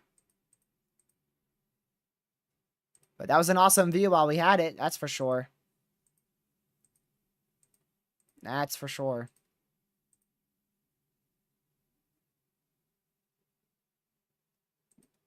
So I think that tornado is donezo now. We'll see. Next scan, the rotation is weak but still present, so it could just be shrouded in rain. I'd also be watching the storm to the north to possibly do the exact same thing south of Spearman, Texas. That is southwest of Perryton, Texas. Just a couple miles southwest of Perryton, Texas there. The far southern tornado warning in Texas was canceled, or rather expired. That expired a while ago. So we're left with just this one warning still observed. But you can see it's now completely shrouded in rain as that hook echoes occluded. So basically, I don't think we're going to see this again here. So I'll move the site. Again, that was from myhighplains.com/livecams.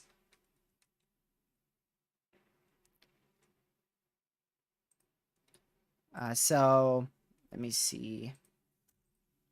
So the reason why this has become shrouded in rain is you can see before the hook was very visible.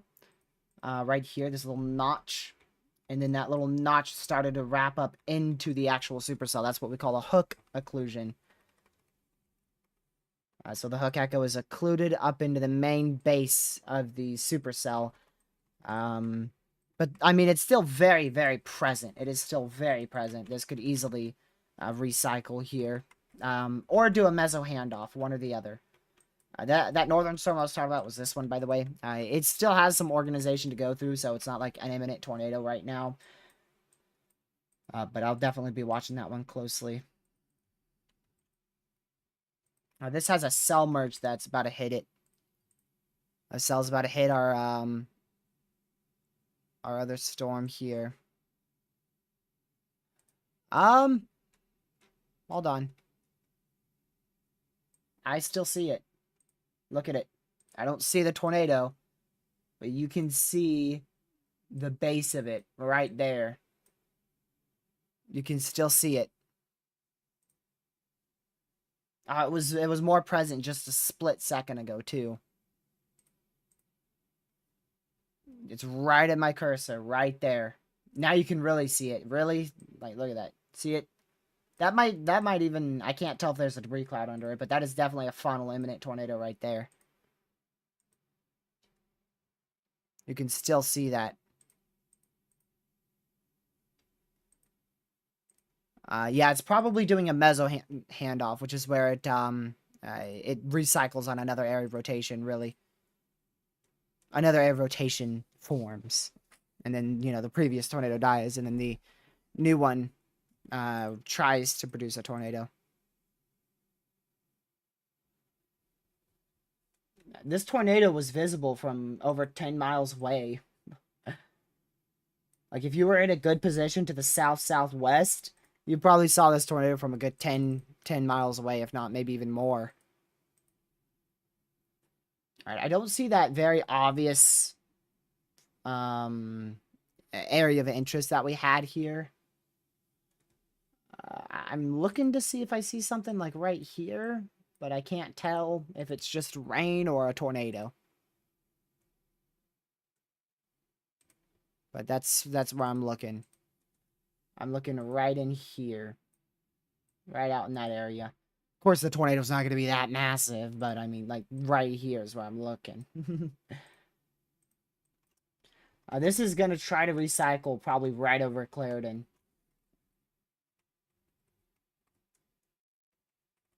I don't know exactly where this camera's located.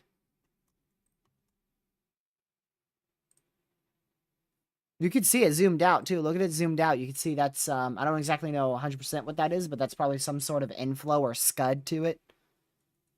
Scud or inflow. It's upward rising motion out here. And again, if there's a tornado on the ground, it's going to be somewhere in here. Most likely area is a bit closer to the right side.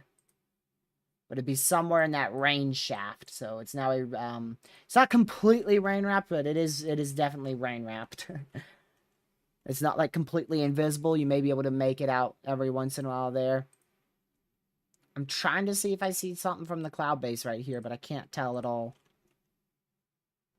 Yeah, look at that. Look at that rising motion. Look at that. This is going to move like probably just near the camera.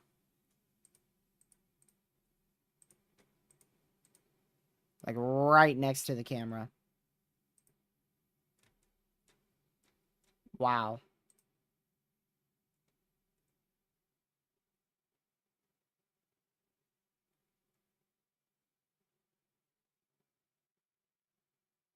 Dude, whoever's controlling this camera is fantastic. Props to them. Yeah, see, that's your big base right there. This could drop a big tornado if it manages to do a successful cell cycle here. It is about to be impacted by another storm, though.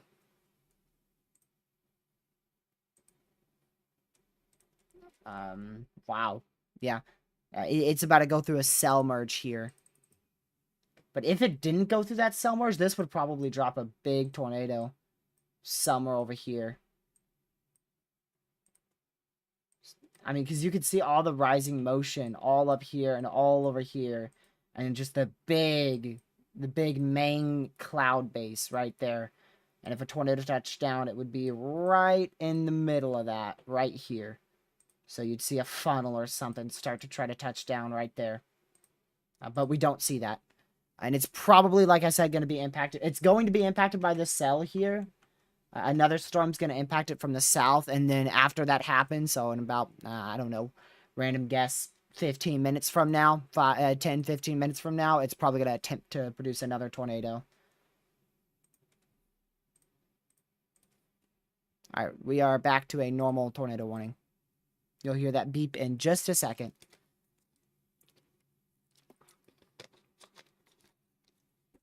Any second now.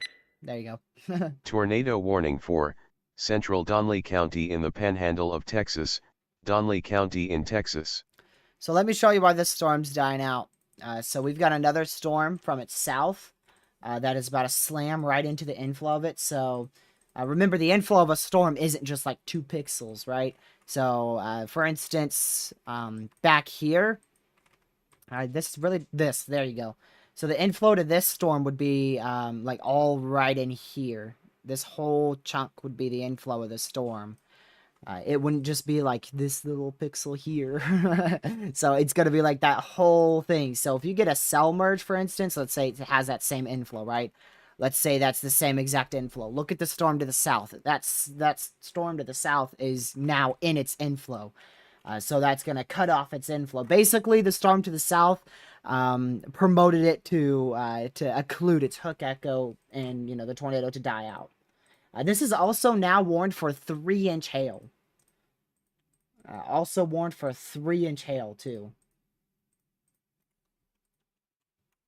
So once this cell merge completes here, which, like I said, honestly, it might even be longer than 5 to 10 minutes, or 10 to 15 minutes. Probably going to be more like close to half an hour, 6 o'clock or so Eastern time, before this attempts to try to do it again. We are 30 minutes into the peak, and we've already seen a tornado. When did the tornado get confirmed? The tornado was confirmed 2 minutes before we expected the peak to begin. That is pretty dang good by the SPC, if I do say so myself. They really pinpointed that.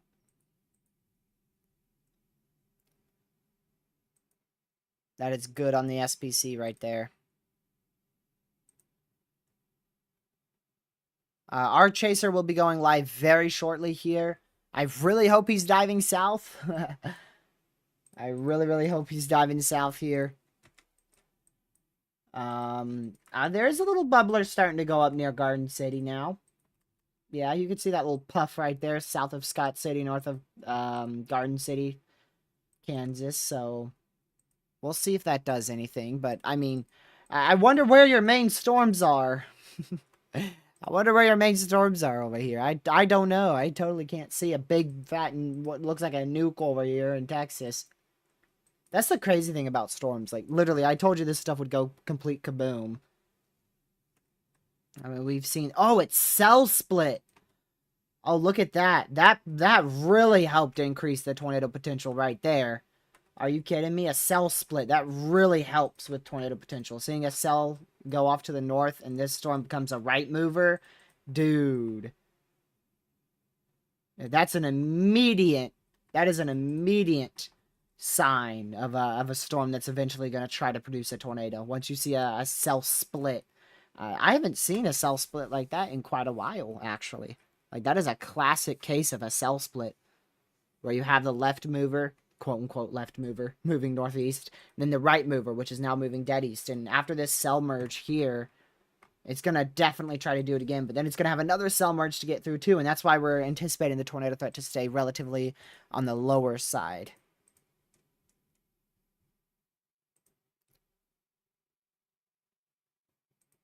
I've seen cell splits a lot of times. But not when I've seen one like that before, like that classic of a cell split, but not,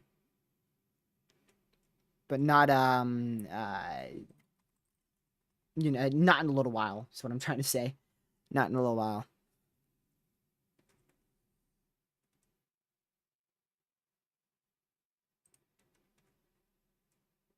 Let's see here.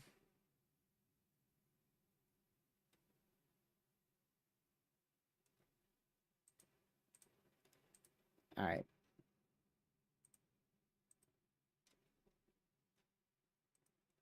We'll keep an eye on this.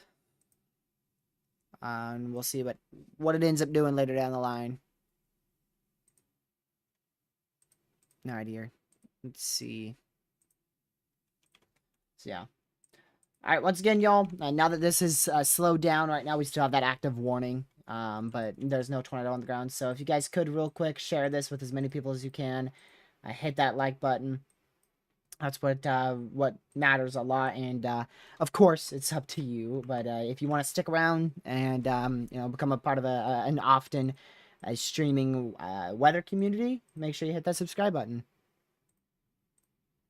It's always appreciated. Like I said, I am unsure on a stream tomorrow.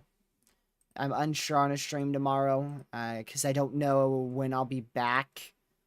I should be back by 3, though, so there's a very good chance I'll be live tomorrow. Now, Friday is the most up in the air, but we shouldn't see much of anything on Friday. We have a tiny marginal up in Kansas, in Nebraska, out of all places, for some reason. Let me see if a model shows anything. Maybe late Friday, like really getting going towards 8 to 10 p.m. That timing's probably going to change, but that doesn't look like anything too crazy. Knowing Colorado, though, knowing Colorado and how it's performed, I wouldn't be surprised if that has a tornado risk. But Friday is the most iffy for a live stream because I may be busy. I know for a fact I'll be busy until 3, but probably even more than that. Later than that. Just an early heads up. Yeah, I wouldn't be shocked if this northern one goes tornado warned soon, eventually. Clark, thanks for subscribing. What the heck? No shot. In the panhandle of Texas, Hansford, Hutchinson, Ochiltree, and Roberts County in Texas. Didn't realize y'all couldn't hear the beep. Dude, I just said that again. Because we were already watching that to begin with. And then it started to rotate again, and they just put a warning on it. That's wild. Ah, Legacy, you missed. We had a tornado on stream. We had a rope tornado on stream. Thanks to somebody in chat letting me know that there was a camera there. If I knew sooner, we would have saw a stovepipe, but heck, I'll take a rope tornado over nothing any day.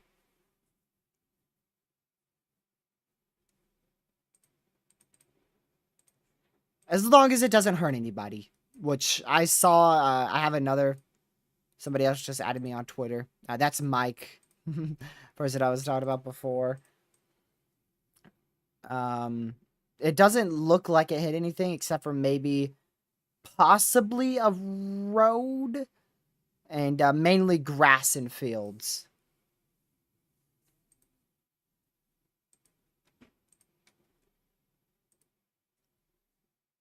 That was you, Linda? Wow. Yep, that's what I saw. Thank you for tagging me. That was Mike, the other chaser who I knew was on this. Our chaser will be live in about 23 minutes. We're getting out there this year. We are. I'm going to try. It's... I don't know if it's going to be this May because there's a lot of stuff. At the end of May, there's a lot of stuff that I have planned. So I have something planned Friday that could even end up going into another one towards geez. So if I don't do this thing on Friday, then I'll have to end up doing it another day. And then in late May, I have a good amount of stuff planned. Always in the description. Always in the description. Third link in... Wow, now the fourth link in the description. Connor Croft. Yep, Connor Croft is our chaser. The best in the business. Minus... Well, nah, he's the best in the business. I was going to say minus the Weed Whacker, but I think it's pretty close between those two. Connor's up there, dude. Connor's up there. What the heck? Wow. Hold the phone. I gotta try to get that scan from yesterday again. Okay. Give me 500 billion years while I try to find the National Weather Service archive page for radar data, which is, Lord have mercy on my soul. I don't know where the heck that thing's gonna be. Ooh, there's the update. Hold on, I gotta pin that. Because I'm gonna need that after stream. And... Oh, jeez. Let's see if I can find it.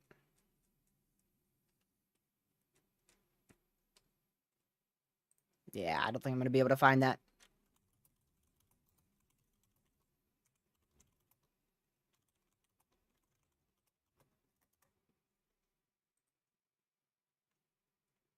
Is this it? Got it. Wait, is this it? Yes! Let's go. Yay. I want to show you guys something from yesterday that somebody just tweeted. And reminded me that we could do that with radar. So, of course, that was for... Actually, that was after 00Z, so it would actually be today, May 1st. May 1st, 2024. So I don't know if they're going to have archive data for that.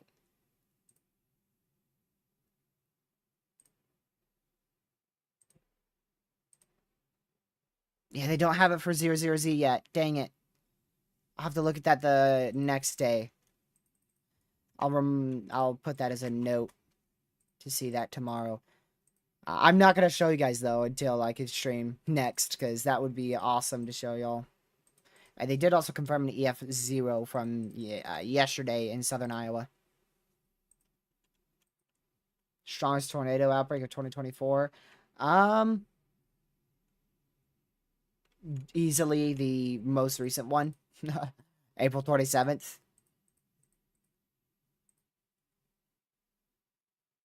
Play-by-play streams. I'm sure what that really means, but I mean, it's just because he's good. It's because he's good.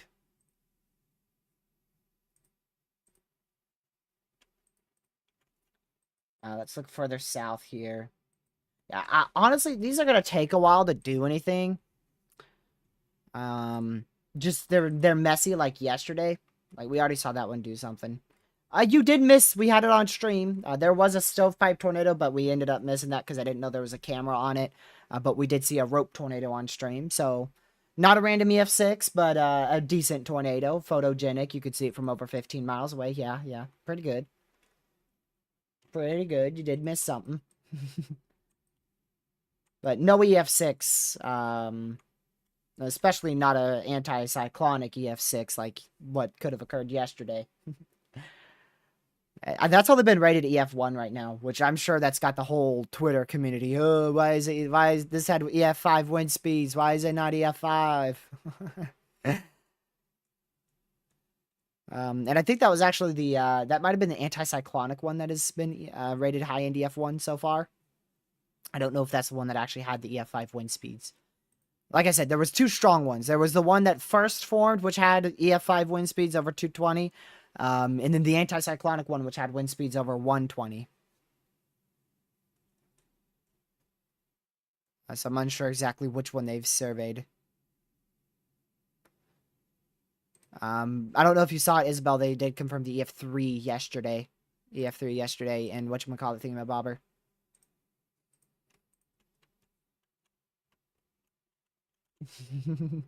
Actually, I still have the camera pulled up. Let me close that. So this is the cam we used. I'm going to go ahead and move that over here now.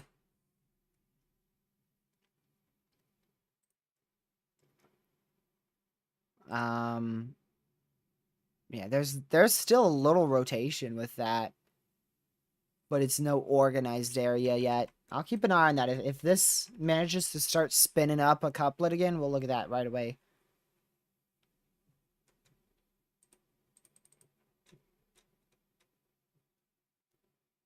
Man. Yeah, this thing's about to produce a tornado. I would not be blown away if this is about to touch the ground here.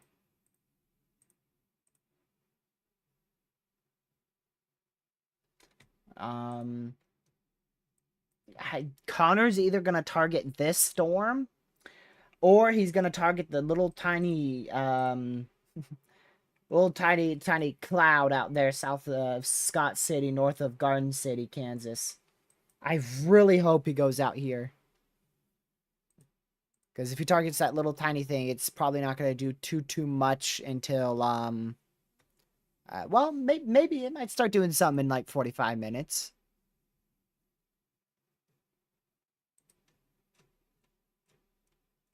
The hurricane post you made. Is that blowing up? Let's see if Isabel's tweet's blowing up here. Oh, it is. It is. It is. I'm catching up to you, Isabel. I'm catching up to you in followers there. I'm like 20 some away from you. Well, yesterday when he went live, it said Kansas, and dude was in like, I don't know. Let me go look. Was it yesterday? Oh, yeah, it said Western Iowa, and he was actually in South Central Kansas. So that's like a state and a half away.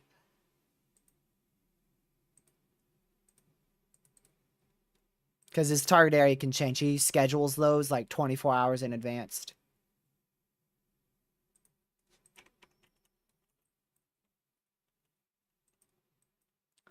Yeah, all these have the shape to it. Like, they all have the shape. There's the shape, the shape, the shape, meh shape. And then definitely the shape. That is the shape right there in caps. The shape.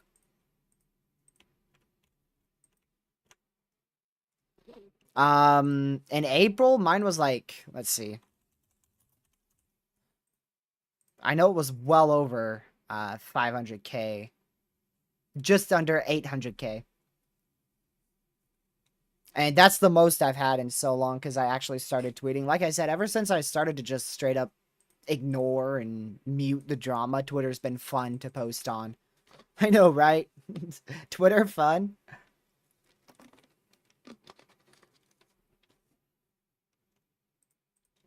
Oh, 800K on here would be wild. Nah. That would be pure insanity. I don't know if I've even gotten that in my lifetime on YouTube. Let me see.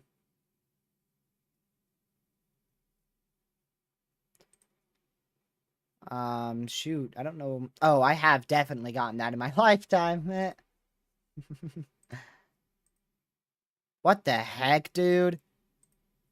I've gotten more impressions in the last 90 days than I did of all of 2022 and 2023 combined.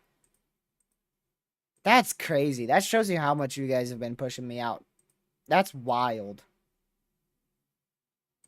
That is insane. I've somehow gotten more impressions on YouTube than Twitter. I didn't know that was possible. Wow. That is crazy. I've been blowing up on Twitter. Those channel views have been down from 80K. They're going to continue to go down due to the deleted content. Because I deleted over 400,000 views worth of content. Because, like I said, I'm never in it for the views anyways. So, I just wanted to clean up the channel.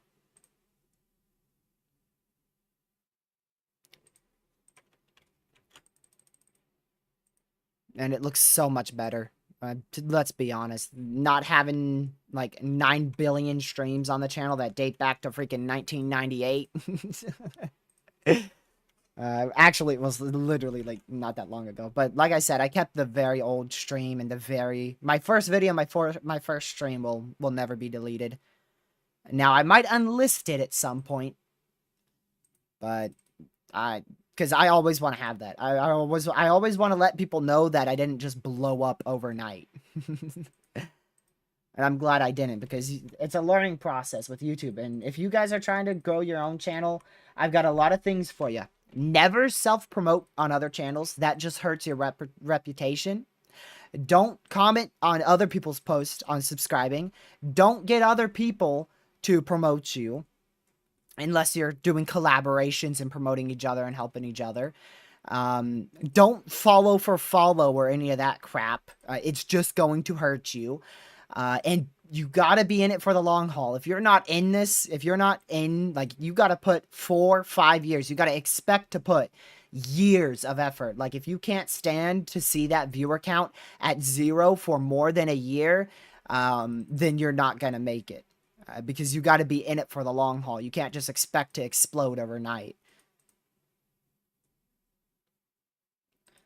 Those are some tips, some basic tips for you. And also, experiment. Experiment. Especially if you're in your early stages, experiment.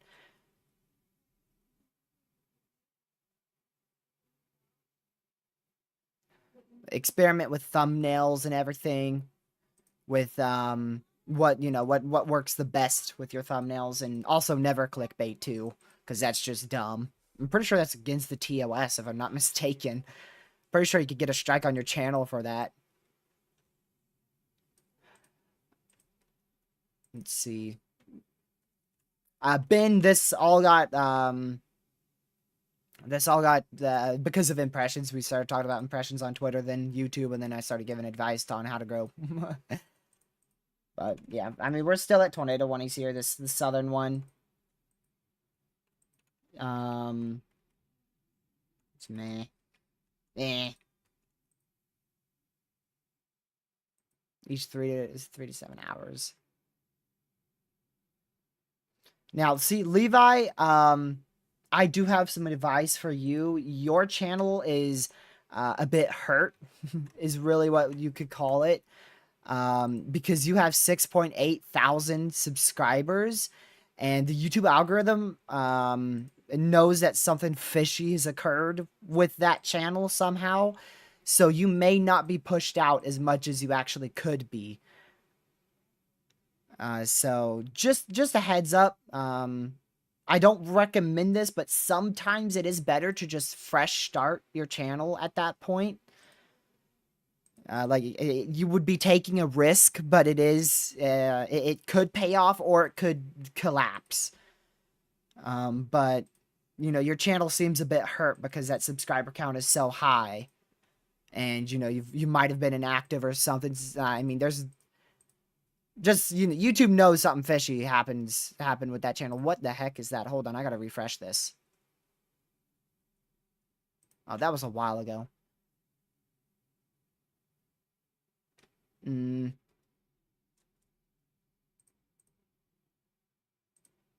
That camera is in Clarendon. I don't know if this stuff's gonna have tornado potential anymore.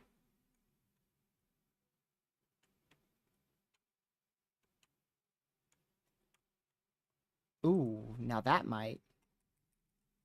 Yeah, I'd consider it too, Levi. I really would, just because, if somebody sees your channel and you're at like 1-2 viewers the whole time, like there's nothing wrong with that if you're at like just a handful of subs. Like I'm my viewer count, oh geez, like Legacy can tell you, my viewer count before I was at 1K, like never, if barely even ever reached over like a 10. And like I said, I didn't care about it either. Yeah, if there's severe weather, I'm gonna stream it. That's just how it is.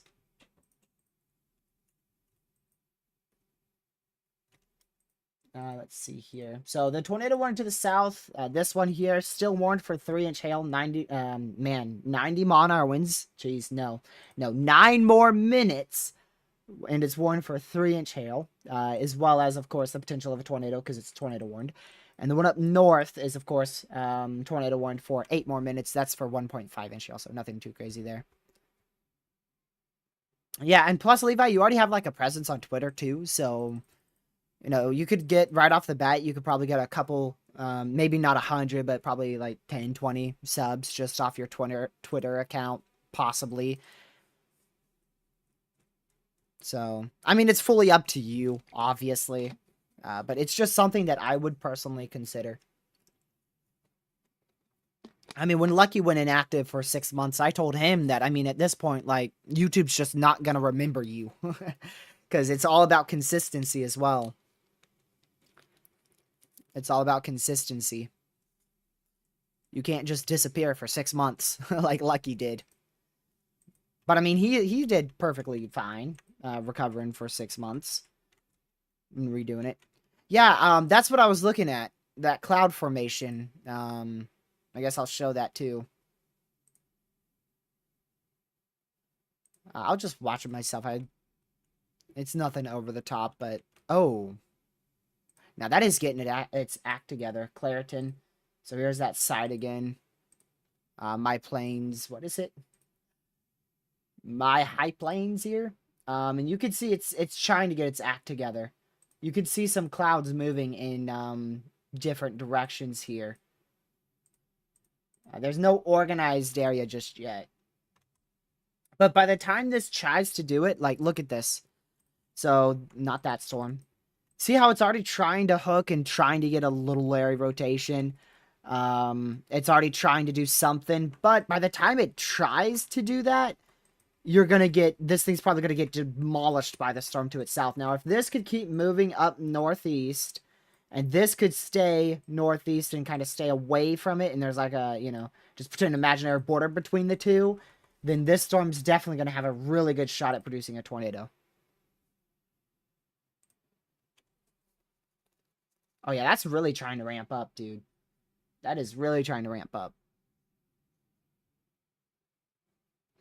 I don't trust that at all, Isabel, because when you're starting, Social Blade says, like, if you get 1 subscriber, say 1 subscriber per day, Social Blade's math is like, okay, you'll be at 1,000 in a month. Like, it just doesn't use logic. I've looked at it, but I've never been like, yep, that's what I'm going to be at in a month. Because if I did, then it probably at that point it would have been discouraging. Because it's just not going to say it accurately. Let's see. Oh, I think they just warned it. Tornado warning for northeastern Hutchinson County in the Panhandle of Texas, southeastern Hansford County in the Panhandle of Texas, northern Roberts County in the Panhandle of Texas, southwestern Ochiltree County in the Panhandle of Texas, Hansford, Hutchinson, Ochiltree, and Roberts County in Texas. Done. Okay. Yeah, that's an extension to our northern one, not this one that we're watching right now. So this one still expires in 5 minutes here. The one to the north just got expanded a bit. So yeah, I mean that just barely got expanded. I hate the location of this, man. We've already seen 2 strong tornadoes up here. We don't need a third. Let's see. Yeah.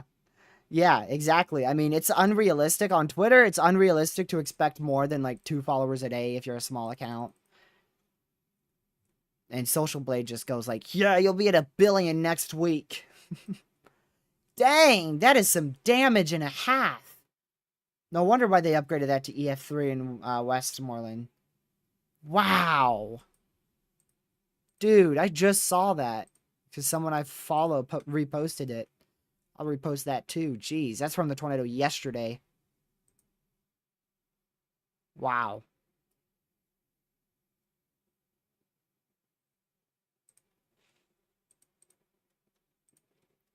That is crazy.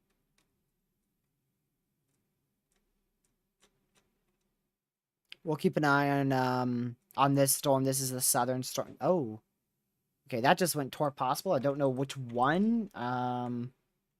Lakeview, where's that? Oh, that's down here. Yeah. Oh. Hi. Wind's going away from the radar and wind's going towards the radar. So you've got a little area of rotation trying to ramp up out here. Look at that. Even a backwards hook, kind of like what we saw yesterday with the Westmoreland one.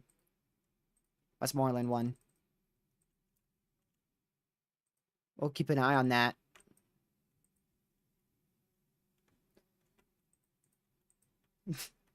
Catman comes in and that's the first comment he sees.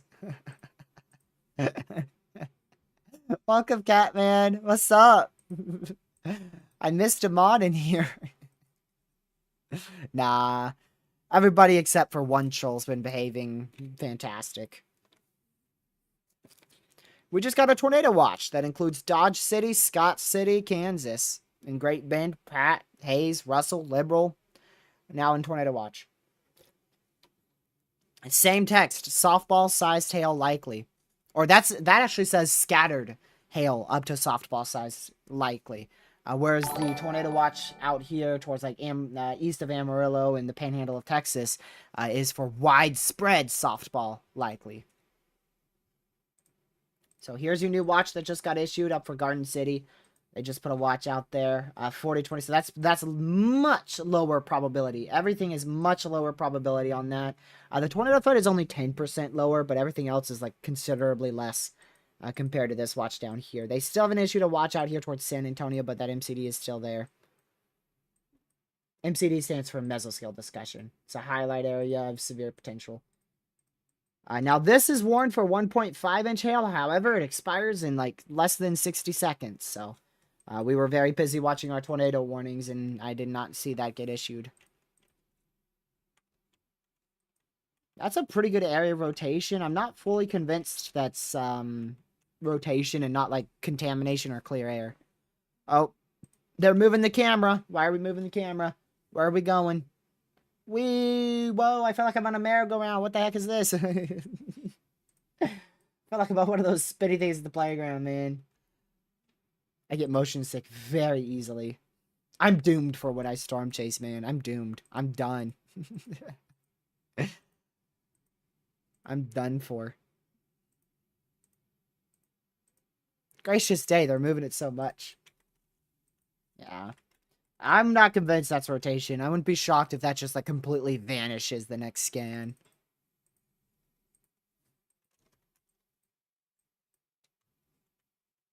I would not be surprised at all, but we'll keep an eye on that. Yeah, like, that's a hail spike. Or actually, that's clear air, not even a hail spike. We're not on the right side of the storm for that to be a hail spike. Our radar would have to be, we'd have to, like, use the Dodge City radar in order for that to be a hail spike. So this is just straight up clear air. But that's rotating for sure. That is definitely rotating.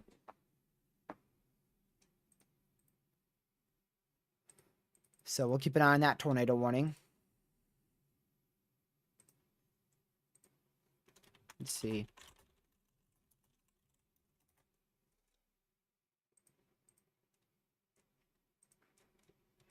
Man. I think this is the only tornado warning now. Yes. This could ramp up pretty fast. We are in a radar hole, so once again, I hate how the storm's located here because we've already seen 2 significant tornadoes in this area. Of course, not today, but you know, in previous years, over like the last year or so, or 2. But I don't like this at all. This is a semi-discrete supercell, so unless we see... oh, and like nearly stationary, too. What the heck? I just realized that.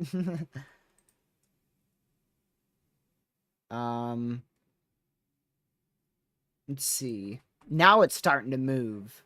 Yeah, now it's moving at 25 miles per hour. But beforehand, I don't think it was moving that fast or that slow. I mean, it was probably even slower than that. So that's probably dumped quite a bit of rain.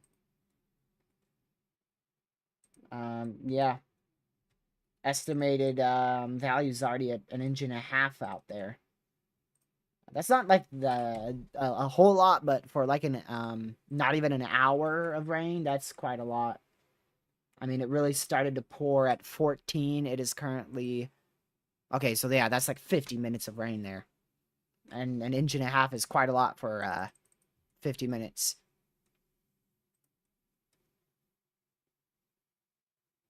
Wow.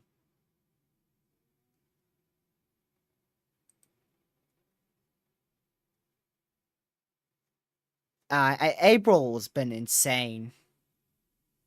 We have had 1, 2, 3, 4, 5. We've had 5 possibly historic couplets of rotation. Like 5 ridiculous areas of rotation. That's crazy. And of course, one of those have been rated EF4. And they all but like one. All but the one that occurred yesterday has been rated EF3. Second, I don't know if you heard about that, Isabel, but I mean, it's no shocker. This April was the second most active April on record. Of course, following the infamous 2011 season. Let's see. Yeah, there goes your rotation. I'm not shocked with that at all. It probably was a brief area of rotation. Considering how it didn't just completely disappear the next scan, it actually gradually weakened. Same as it gradually strengthened, gradually weakened. It was probably at least some rotation.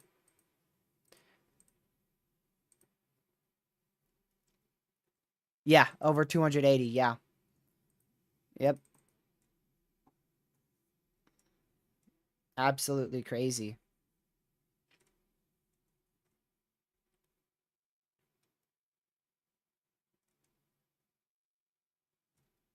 Man.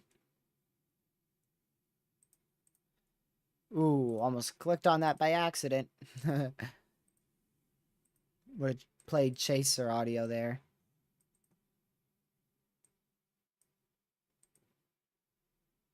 Alright.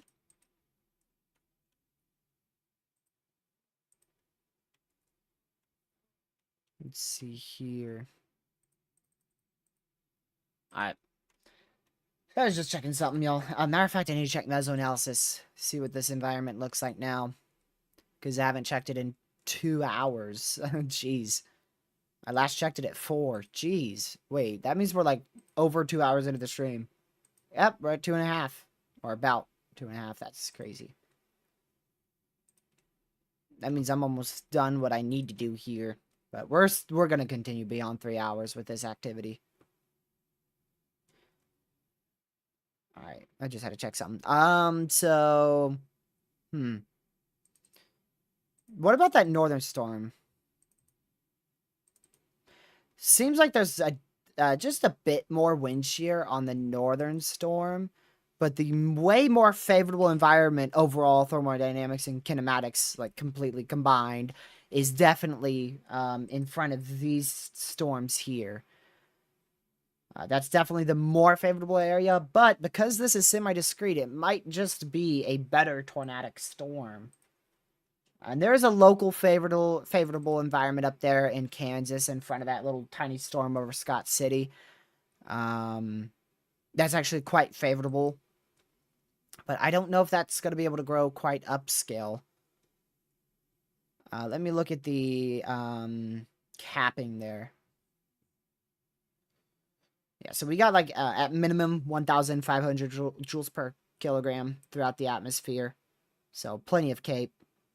Wind shear is very plentiful out there. A little bit lower in the lower levels, 20 knots, but still enough for sure. But I want to see the capping. Yeah, there's a capping. That storm's moving outside the warm sector. So that thing's probably not going to last for too much longer as a rain shower because it's on the warm sector. But if it could start moving east... If it starts moving east as opposed to north, then that potential in Scott City will be a bit higher. We'll see. We shall see. Oops. Man, I just butchered that chaser's name. I even spelled that close to correct. Wow. I completely butchered that.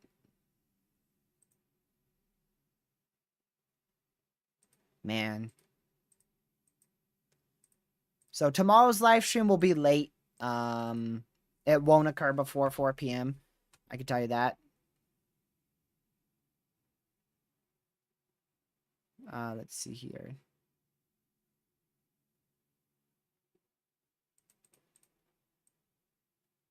All right. And Fridays will be last time I checked, today's Wednesday. Yeah. Fridays will be very uncertain.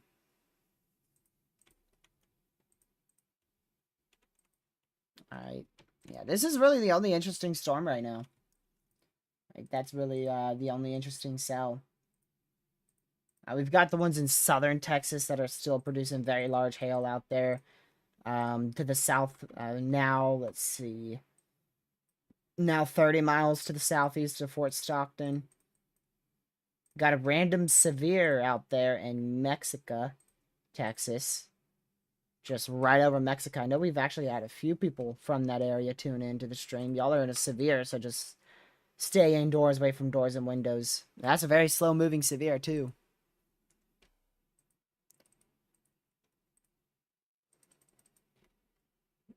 So we'll keep an eye on this here.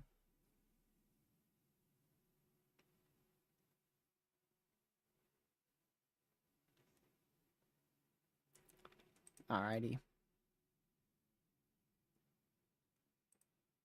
Sorry, y'all. I'm just checking up on everything. Like I said, I got to do my rounds and see the environment. I got to see where the most favorable area is.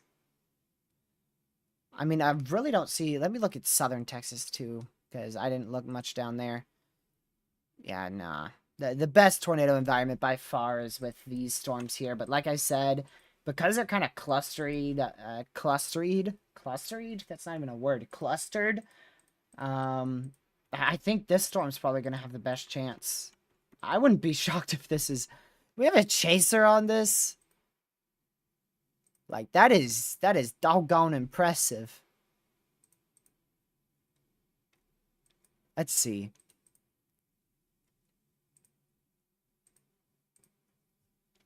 Let me go do my rounds on these storm chasers. All right, that storm chaser is way too far north. Huh. All right, let's go to this one. I know like 4 chasers who are live right now, so we're just gonna go through all of them.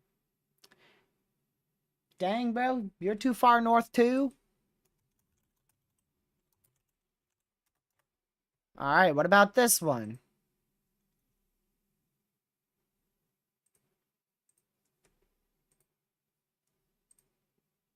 Ah, on the tornado warning.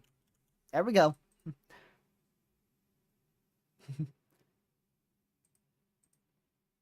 There you go. Now I got a chaser, so at least I'll have a visual. I can't share it though. I can tell you that. So therefore, I'm not going to. Simple as that. Don't have rights, don't share. That ought to save you a couple $1,000. Let's see here. I'm seeing a lot of people think that this is like a ridiculous area of rotation. Now, don't get me wrong. There's a very good chance it is really rotating, but you can't see this. Like, you can't trust this at all. We are looking 5,000 feet up. But I would not be surprised if it's on the ground at all. Matter of fact, we just got a report. When was this? Where is this? 4 minutes ago, tornado on the ground. On this storm. There you go. 4 minutes ago via social media. From a storm chaser. 4 minutes ago. Don't know if it's still on the ground. We'll see if they confirm this or not from that social media report. I'll retweet it on Twitter for anyone who follows me. Again, at TRG Tornado. Same as here on YouTube, on Twitter. Or you could just hit the first link in the description on Linktree. And then you can figure out the Twitter there. It's all my socials. I like to keep it nice and organized. But geez, like this is... Wow. Wow.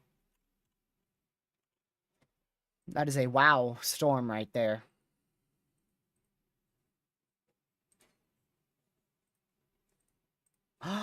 Oh, Isabel cussed. Time her out. Ban her. Get rid of her.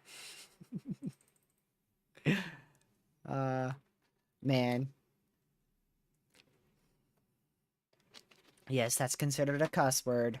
I know that's probably gonna be your next chat. That's a cuss word.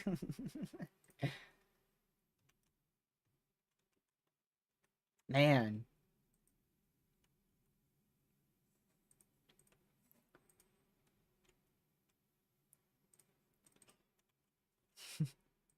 So we'll keep an eye on it. Oh, you should hear Lucky when he's not on stream. Don't think he doesn't cuss. He cusses. It's just I don't allow it. Nor do I like it. I find it pointless.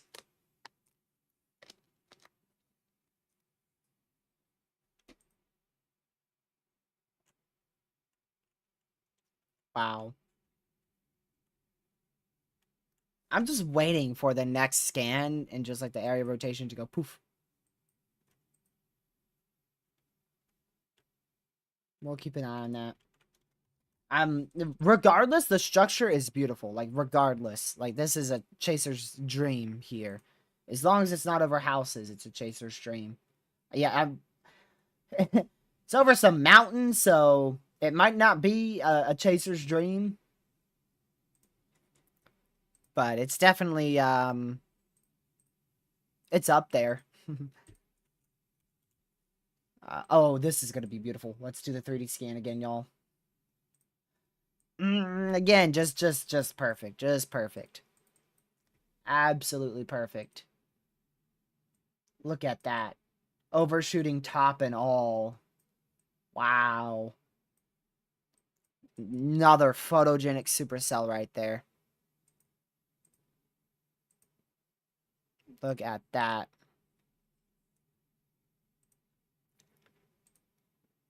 And if there's a tornado on the ground, it's probably going to be... Yeah, that's what I thought. Yeah, on the front of that, right there. Oh, look at that. Yeah. That's pretty easy to see that there's something trying to form there. You ain't got to be a billionaire to see that one. Let's see here. We got to get this out perfectly. Yep, there you go. Don't got to be a genius for that one. I liked it better with this. Oh, wait, that was cool. How did I do that? How did I do that? Hmm.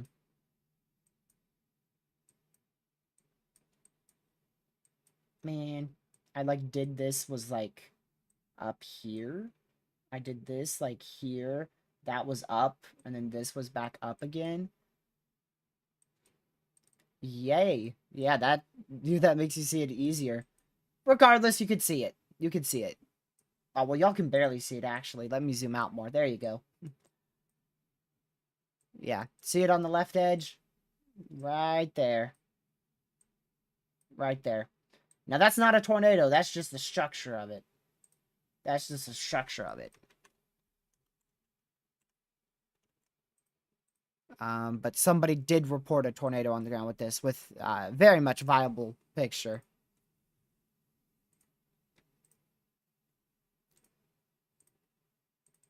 Let's see here. I'm waiting for this chaser to get on it. But I would not be blown away if that's on the ground at all. What the heck? Did a rain shower just like pop up in the inflow or something? What's up with that? We just got a new warning. Tornado warning for West Central Killingsworth County in the Panhandle of Texas, Southeastern Donley County in the Panhandle of Texas, Killingsworth, and Donley County in Texas. Why the heck is that warned?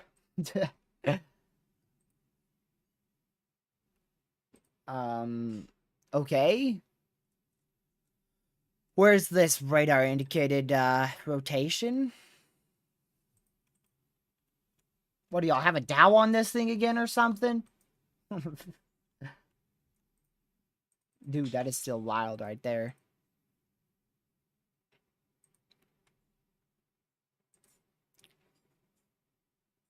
Funnel with it? Yeah, I'm not surprised.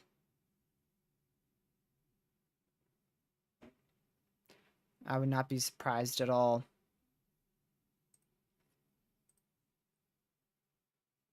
Wow.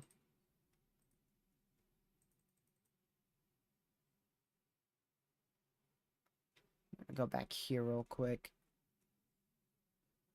Yeah, there's 4 minutes ago, funnel. So there's a lot of chasers on this. So if it does hit the ground again, we'll know. Most likely. Most likely here. No way. There's no chance there's a camera on this. It's out in the middle of nowhere. At least right now. Now, if it manages to go more north, there could be a camera that I'm unaware of. But right now, it's in the middle of nowhere. I don't even know how many people are in the warning. Let me check. Shouldn't be too many. Well, actually, a bit more than I thought. 220. 220. I do want to check this real quick. So, Connor is hightailing it south right now. He is hightailing it south to this storm as fast as he can.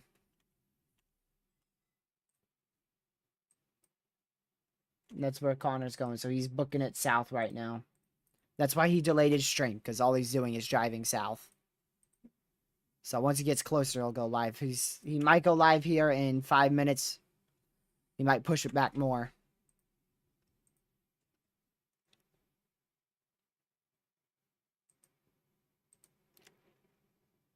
Wow. I mean, very impressive, Supercell. Very, very impressive. It doesn't look like the exact same here. Let me check this. We'll go up to here, and then we'll skyrocket it up, and then we'll fix that. Let's see. So this guy is positioned on the southeast quadrant. So he's looking from the southeast. So he's looking from here. I mean, it does look pretty similar, but it doesn't look like exactly the same.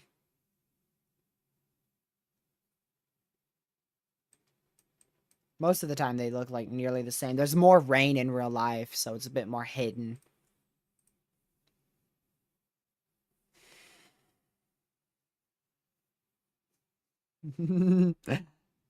Man, oh man, there he is. There he is. I was about to go look at what I just retweeted. The man himself just tweeted. The owner of Tropical Tidbits just tweeted about hurricane season. That is a sign to get that hurricane forecast out now. ASAP. That is his first tweet.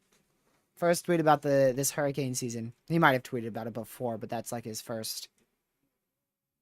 Well, no, that's like his first tweet. Yep. First tweet on this hurricane season. Where's that warning? Oh, yeah, not shocked. Not shocked with that. So, on the ground now. Who's surprised, really? So, there you go. Ah, heck nah, Marcus. Nah, bruh. Nah. No. No. Nope. No way. Wait until you see my forecast. Your jaw is going to drop if you're expecting that. So, tornado on the ground up here, south of Perryton, Texas.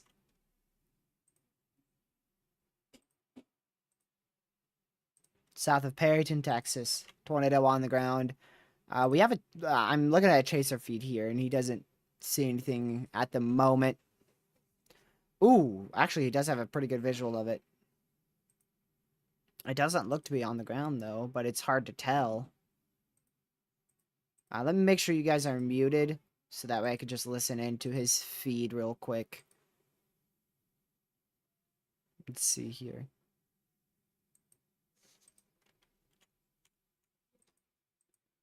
So there you go.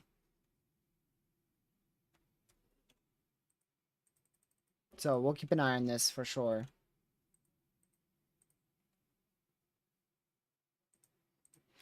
Again, that is a tornado warning, confirmed tornado warning there. So that means a tornado is on the ground. Ooh.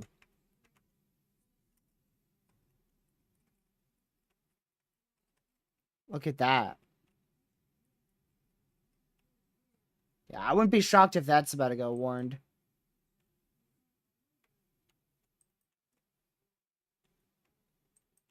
So I'm not 100% sure why they warned that one, to be honest. This one's really starting to ramp up. So if it could try to get rid of some of these storms around it, or become more discreet, that's going to be a big issue. Like this one is discreet, so that's on the ground.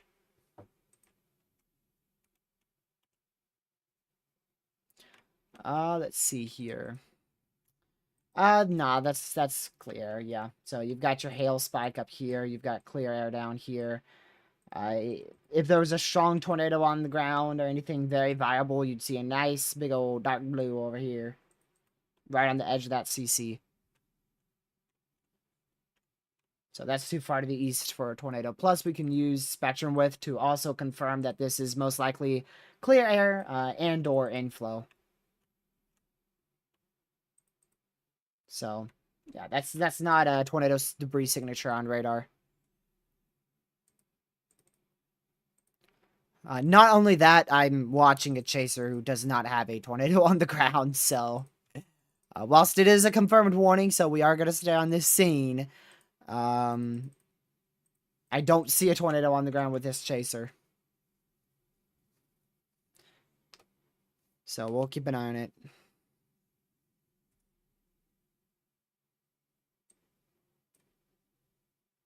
So I'll keep watching that chaser here. And we'll see what happens. Yes, it was. We got a picture of it on the ground a while ago. And there's the Connor Croft, man himself right there going onto this storm. He's just went live. But he's still, let's see how far he is. I've got his exact location. He is, I mean, he's a good, at minimum 60 miles away from an intercept. At the minimum.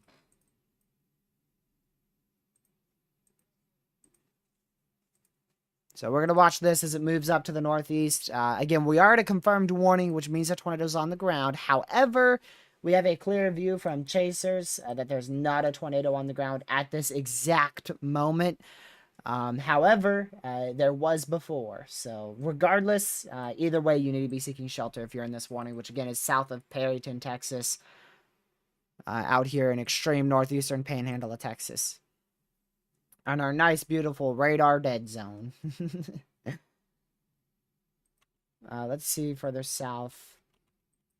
I mean, that is a hook and a half right there, so I'm kind of shocked they're not warning that. Like, yeah, the area rotation's weak, but I mean, there's a supercell for sure on that, and they just put a new warning on it. Hopefully that's at least Tor possible. I'll wait for that to come in on my other software. That is Tor possible, so at least they did that. That's a good call.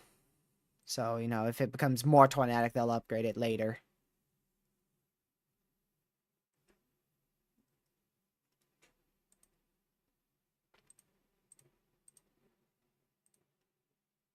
Let's see here.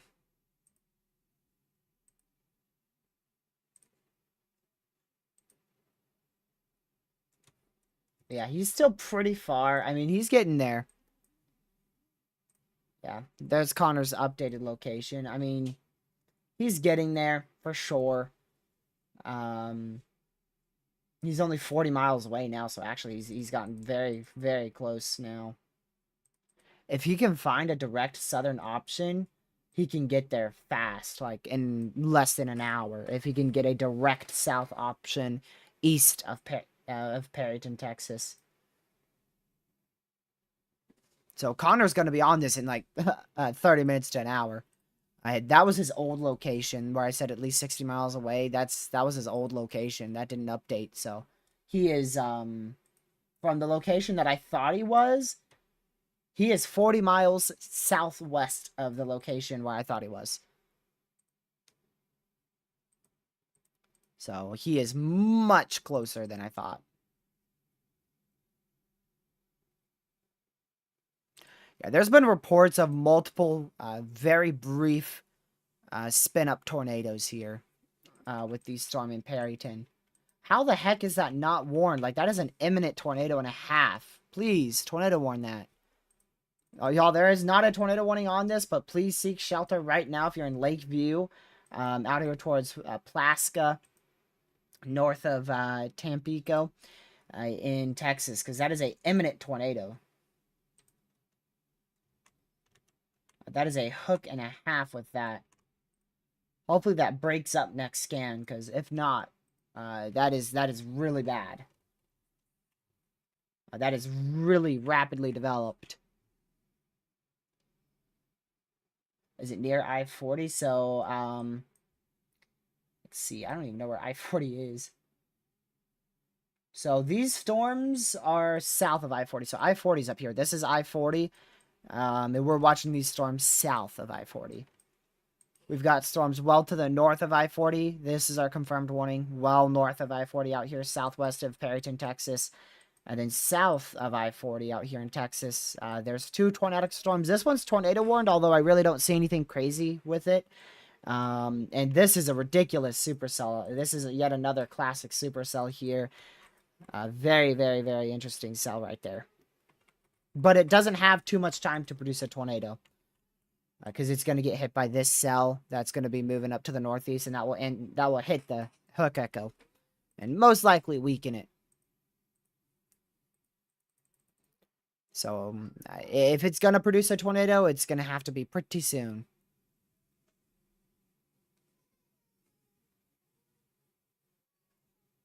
Let's see here.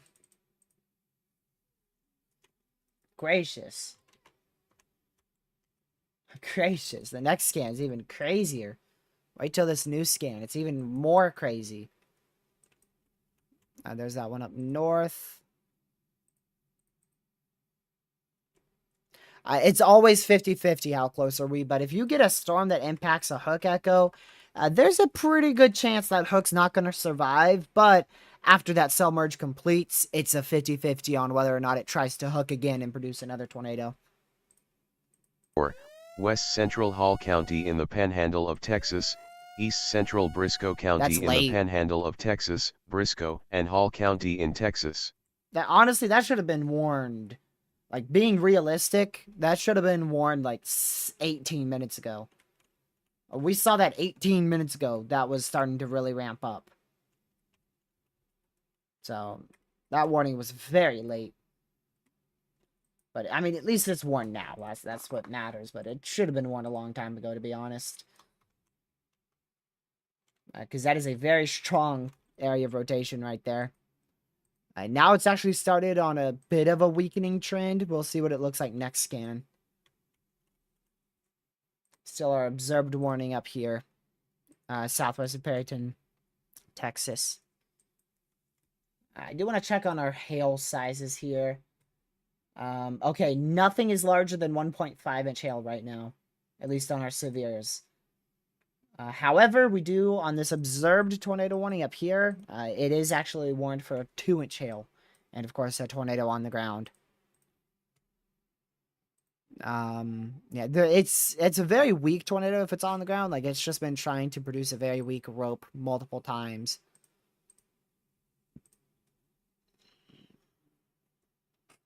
But we'll keep an eye on it.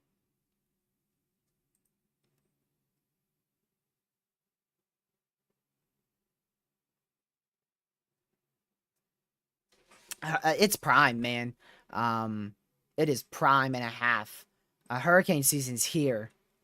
It ain't coming in freaking late May. It's already here. You are already prime for hurricanes. So, I'm just waiting for that model run to pop up and there's like a freaking Cat 5 in the Gulf because it's already here. I was just looking at climatology and everything. I need to get that forecast out ASAP. Like, I need to get that out as soon as possible. Man, I'm in trouble, y'all. I'm in trouble. Wow, that is impressive. Some of that might be clear air, though, because it is right on the precip core, a little bit lighter precip area. So, we'll see. It does start on June 1st, but the environment in the Atlantic is already primed. We just got to start shifting the wind shear away from the main development region, and that will happen pretty soon, to be honest. There's not a lot of wind shear in the main development region, so we're just gonna have to wait a bit longer, but late May, it's already ready to go. It's really ready to go now. It's just we've got that wind shear that's probably going to keep it at bay till more of late May.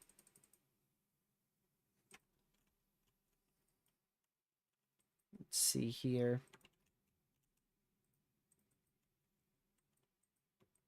We're up to 3 tornado warnings now.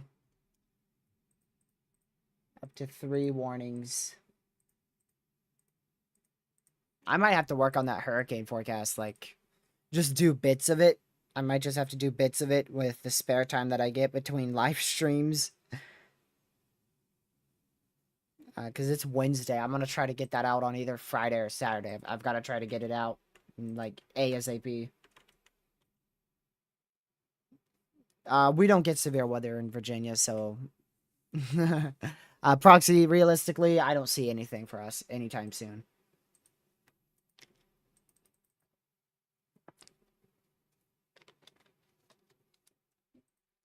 So yeah, that's a lot of contamination there for sure. Especially right here, if there's velocities on these pixels. So if there's any velocities out here, they're contaminated. And you can see that's where a couple of our pixels are located.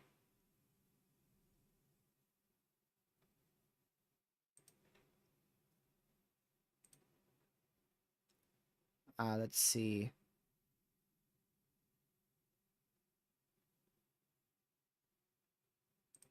Oh, hey, look at that.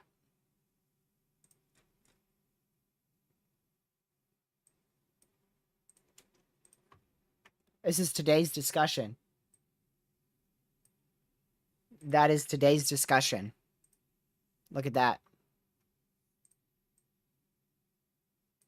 There's a chance of a strong tornado or two. But there wasn't enough confidence to increase probabilities. But there you go. So the SPC noted that too. Check tilt 2. Look at the recent few scans on velocity. Let's see. Oh no.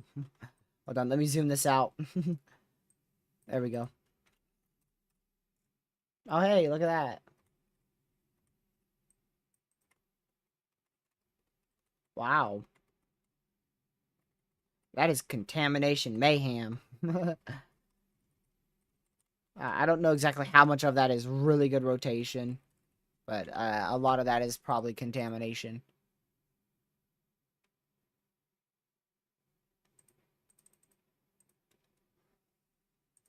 Let's see. Got to keep a very, very close eye on Connor here, because he'll sneak up. He'll sneak up on this storm.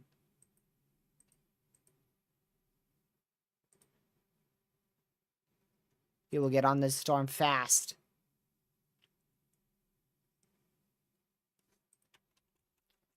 Alright, back up north here. They did just downgrade that now to a radar indicated warning, so that's good news. That is good news. Let's see here.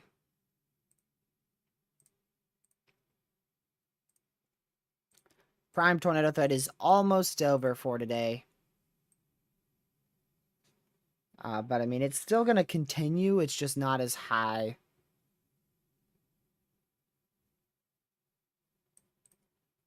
But I'll keep an eye on it.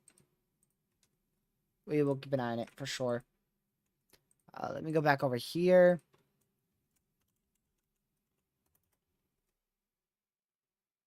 What in the world? Alrighty then.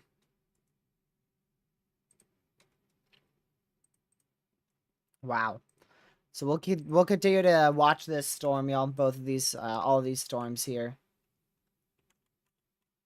And we'll see what happens.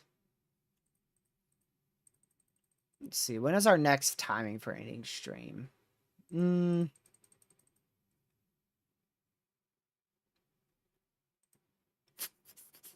Let's see. I think we'll probably go for either 30 more minutes or an hour. These warnings expire 6 minutes, 6 minutes, 21 minutes. We'll see. Storms in South Texas are like done. Is that MCS still expected to occur? It's possible, but not a lot of models show it. We'll see.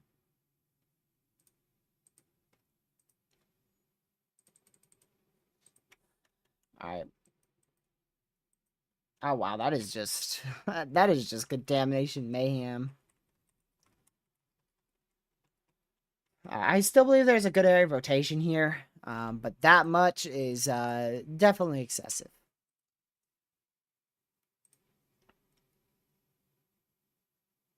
Surprised this chaser hasn't repositioned his location there.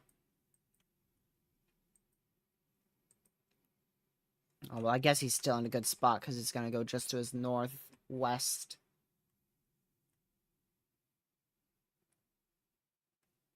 Yeah.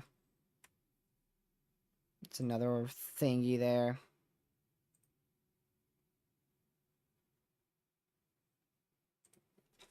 That's another warning. Where? Oh, come on.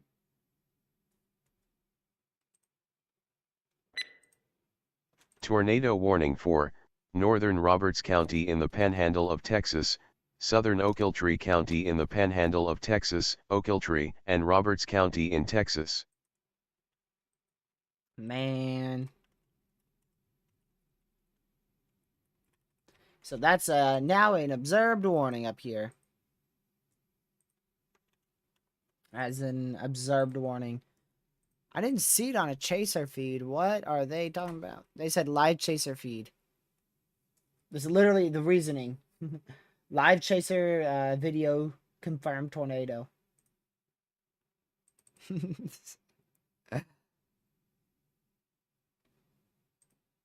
They didn't credit the chaser. They didn't credit the chaser.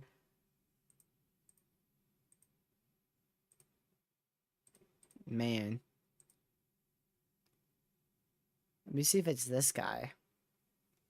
I don't know what chaser they confirmed that off of. Mike? I don't think he's alive. Man. Let me see.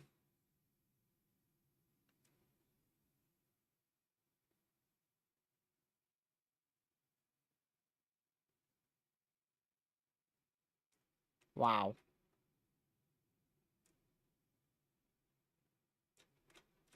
Okay, I'll have to note that into my hurricane forecast. There's a few notes I need to take. Hold on, let me write down some notes for this forecast.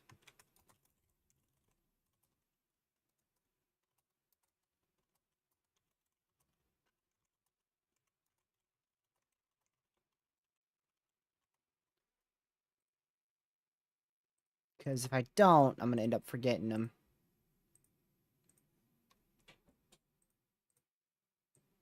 Let's see here. What's the climatology say here? Cansips. Moisture. Interesting.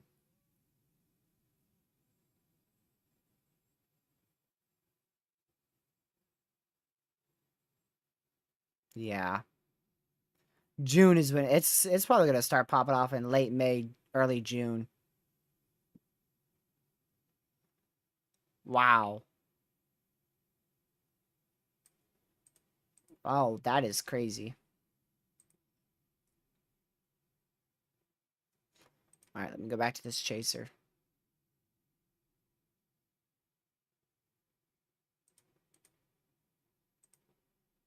Let's go over here. Connor is almost on this. Like he is right. Oh, he did find a southern route. Yep. So he's right here, almost in Brooker. He's like right here. Going south towards Brooker. And I imagine he's probably, let's see. I imagine he's just gonna keep going south. All the way down to here. Probably even further. Man, that is still just contamination mayhem. That is crazy.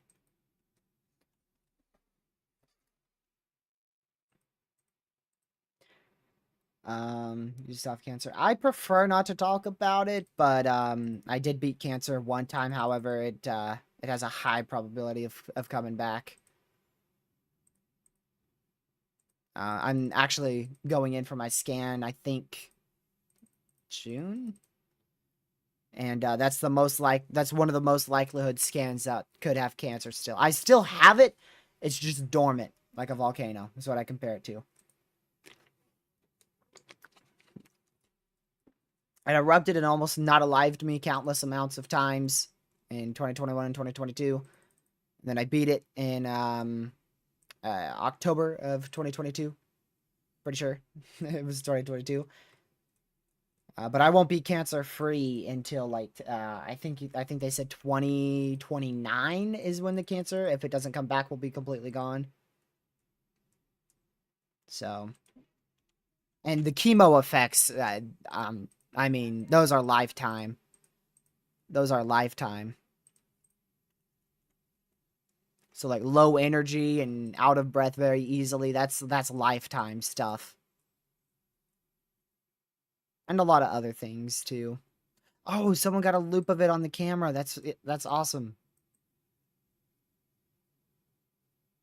Well, I mean, I don't know if that's a stovepipe. That's definitely not a stovepipe. Oh, well, that might be. That's from the other the tornado whatchamacallit over here somewhere. Wherever that was. I missed that.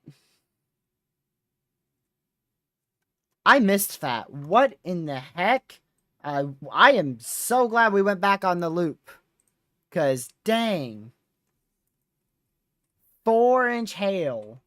Wow. Yeah, so this is the tornado that we got a time lapse of, but holy crap. I did not see that. Gracious. Man.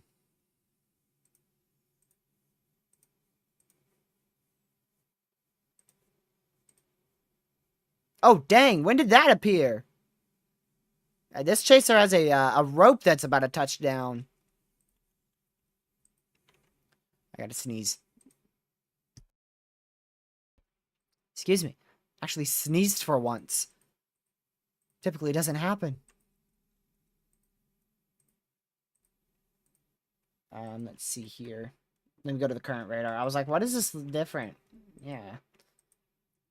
Because I'm not on the current radar, you dummy. Duh. So the Lubbock radar is down, so we can't track those storms going into Lubbock.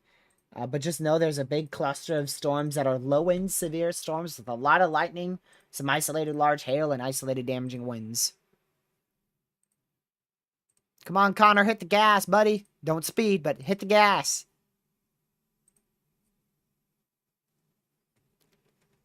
Oh, well, shoot. Get gas, I guess. He's stuck at a gas station.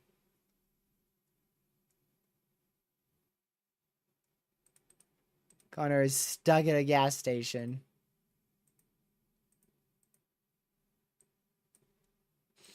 I smell like pizza.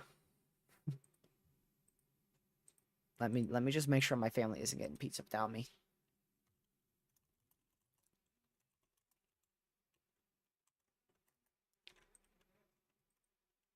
It ain't a Saturday. Typically we get pizza on Saturday, so it ain't a Saturday. Friday is going to be the most likelihood of a no-go stream day. Just a heads up. Tomorrow I should be able to stream. I may be slightly late to the party because I can't stream until after 4 p.m. Eastern. So I might be a little late to the party.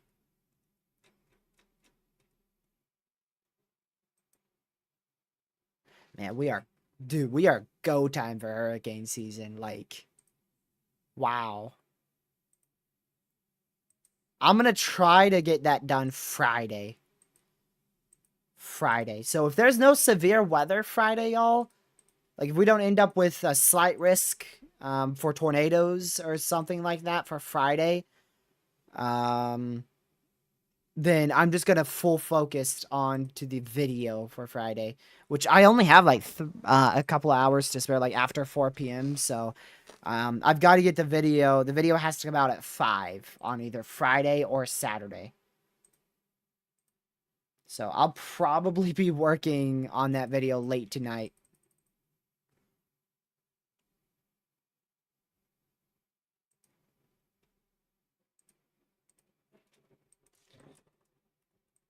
There's your line that is formed. This is more of a messy low-wind cluster, so it's not like anything over the top whatsoever.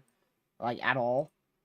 This is what's supposed to form our MCS later on tonight, but it ain't looking so hot. It does not look like it's doing too good at all.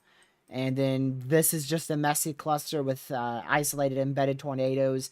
And then we just got this one storm out here that's just not letting go up towards Perryton. And that's all it takes to get a strong tornado in this type of environment. Just a discrete storm by itself and boom. Now, I don't think this is a strong tornado on the ground at all. Let's see. We have a chaser on it, and he doesn't have anything at all right now. So I don't even know if this is on the ground anymore.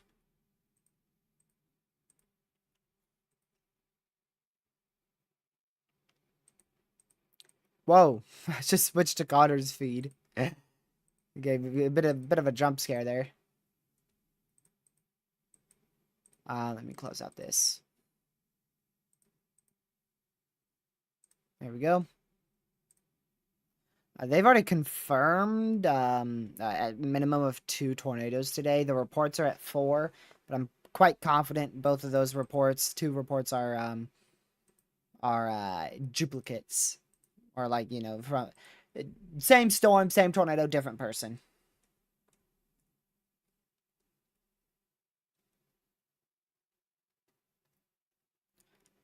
Wow.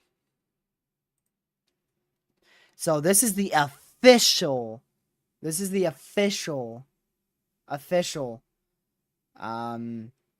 confirmation of the major tornado outbreak from April 26th to April 28th.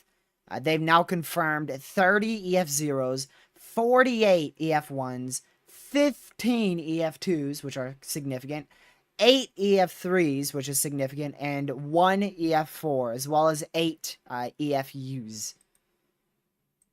Which means rating is just undetermined, or most likely too weak to rate. So that's officially 110. From April 26th to April 28th. So that's not like the reports, because the reports are substantially higher than that. The reports are like well over, they're probably right at the 200 mark. Let's see. 1151, so that's 62. Yep, that's already 200 right there. Yeah, so like 200 and something reports. Yeah, I'm not shocked with that. Damaging tornado via emergency management, brief tornado touchdown. I'm not shocked. Not shocked with that at all. Not surprised. So that just got upgraded to confirmed. So we now have 2 confirmed tornado warnings. 2 confirmed tornado warnings. So both of our warnings are confirmed.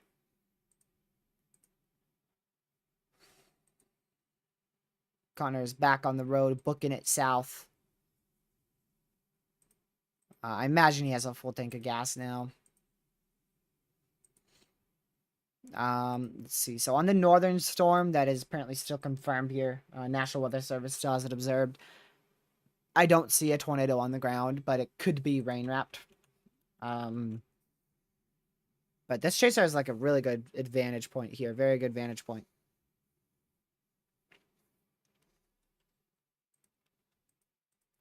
So we'll keep an eye on it. I'll keep an eye on his feed. We'll keep an eye on the storm.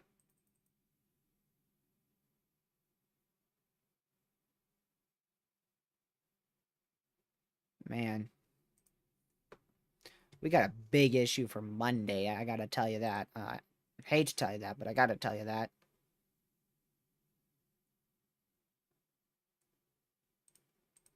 Man.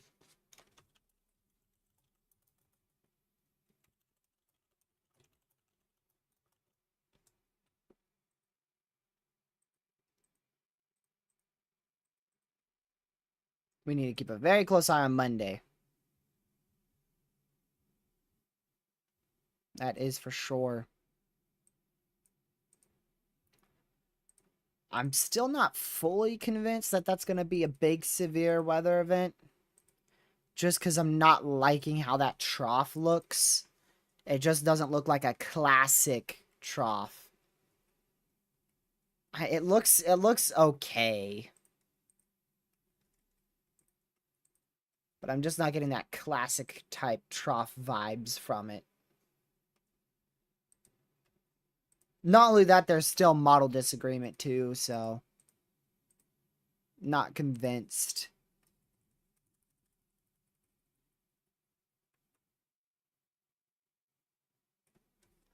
All right, let's see here.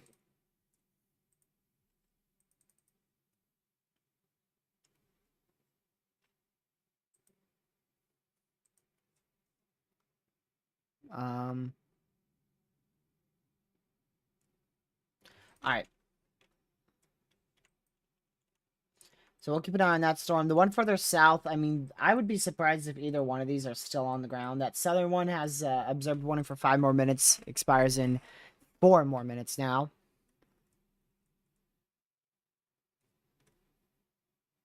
And the one further north here is observed for 34 more minutes, but I really don't think either are on the ground. I can definitely tell the northern one is very close, but not on the ground at the moment. But very doggone close to it. But not on the ground.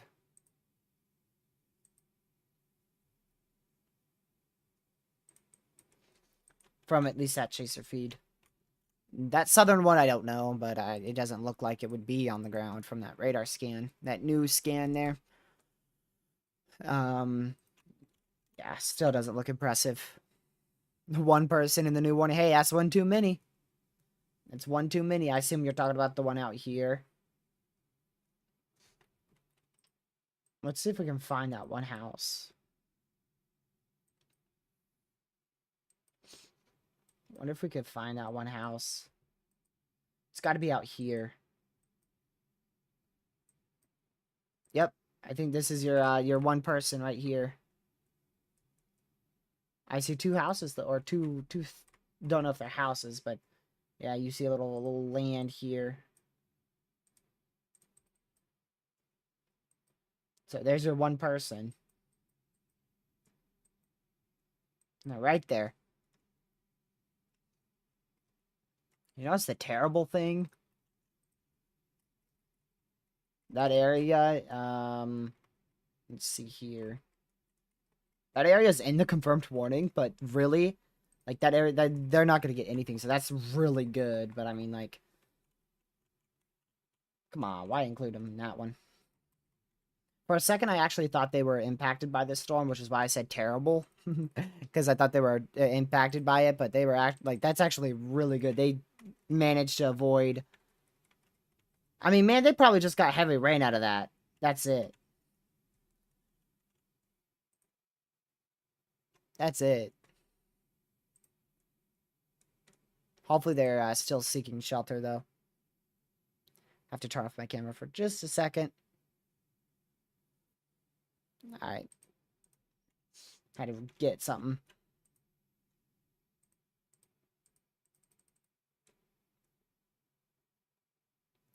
Let's see here. So, good news that one person did not get hit by a tornado. At first, what I thought this was the southern side of the warning. So I thought this was down here, which is why I said, you know what's terrible? Because if they were down there, then look. So I thought this was down here. My bad, my bad. So, really glad they weren't hit by that. They still got some rain out of it, at least. All of our, like, most of our severe warnings are just in this hot mess down here. We have 1, 2, 3, 4, 5, 6, 7 warnings in this hot mess of severe warnings here. Like, come on, clean it up, people. Clean it up. There's a report. See, that's exactly what I was talking about. If they were down here, there you go. That's a report. A brief tornado touchdown 7 miles north-northwest of Turkey. There's Turkey. North-northwest.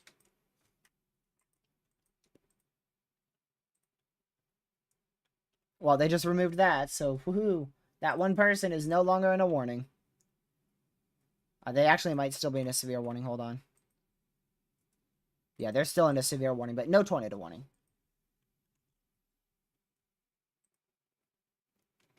This northern one is very close to producing a tornado. Very, very close. Sir Reed gobble noises. Man, that's crazy. That's crazy.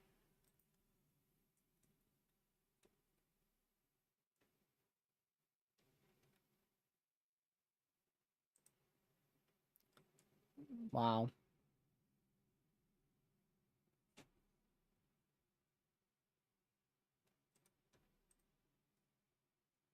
There you go. Back down to radar indicated.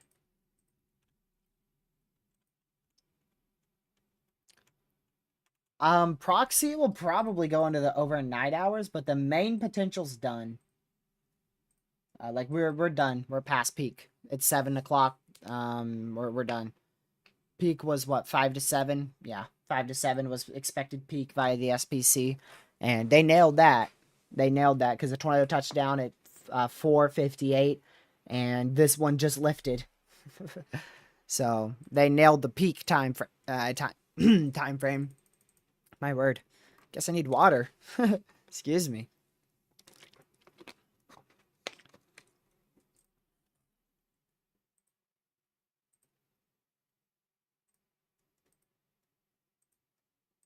Yeah, this is still very close to producing a tornado, though. Like, that wall cloud is very, very low.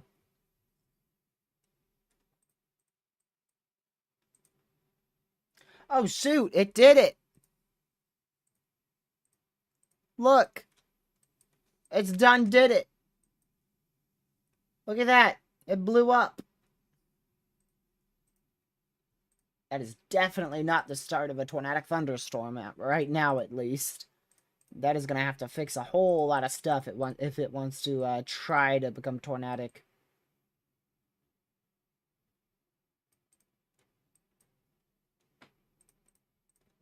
Didn't even know that one in Kansas was severe.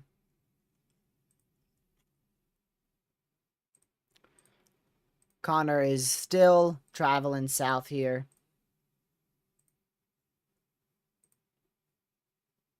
Going as quick as he can. He's almost in the tornado warning. Dude, this thing has a massive meso on it now. This has a big meso with it.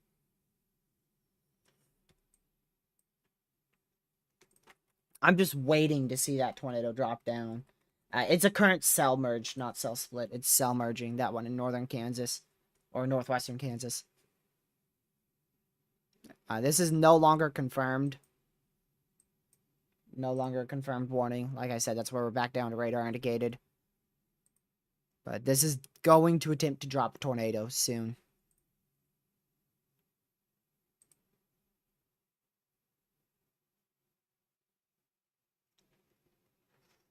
Wow.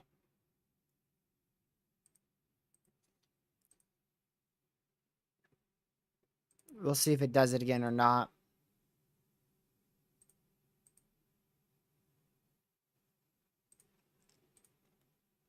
If it does manage to do it, this will be the third time.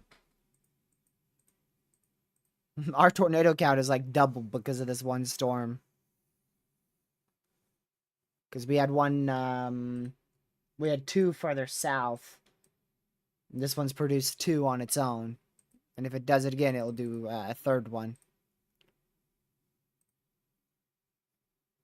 So we'll wait and see if it ends up producing a tornado or not. It's going to try. It is going to try. It does have are those going to impact it? Yeah, there is more storms to its west. I don't know if those are going to be able to impact it or not, though.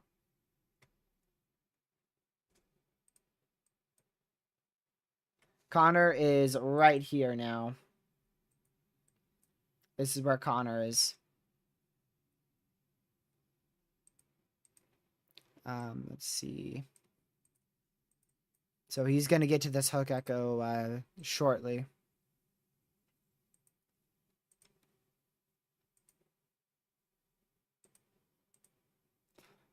So we'll see what happens with this.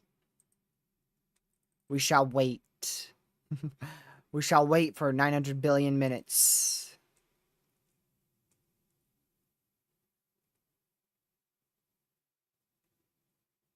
Oh, wow. Someone was actually on that storm in about a couple miles north of Turkey.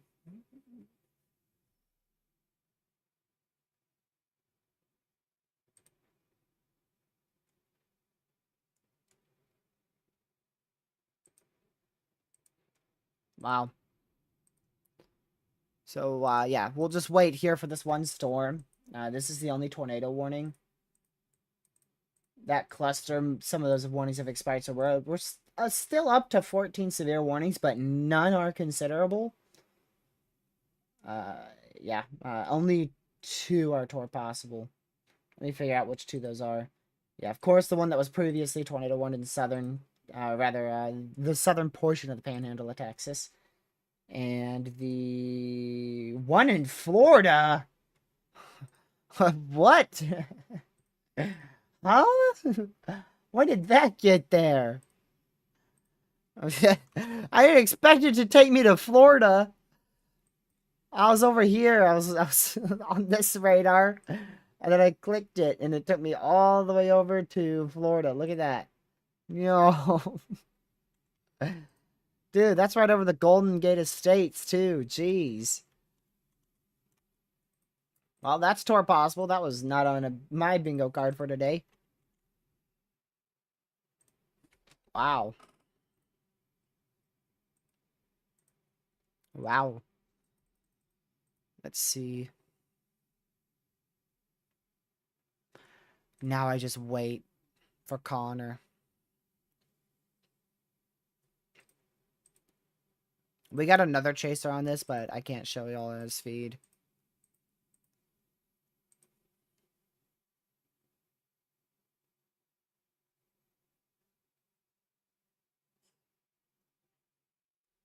Wow.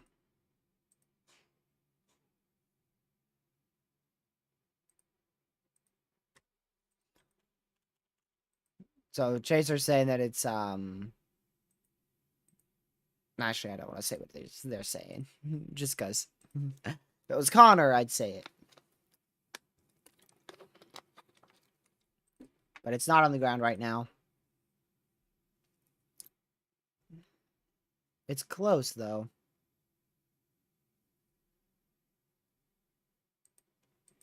So we'll keep an eye on it.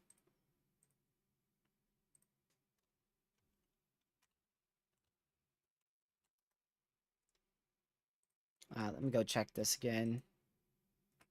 So once again, this is our last warning. It's no longer observed, so that's good news. If you guys want to join the Discord server, for anyone who wants to join the Discord server, it's going to be the second link in the description. And if you're new to the channel, consider subscribing to the channel. It's greatly appreciated.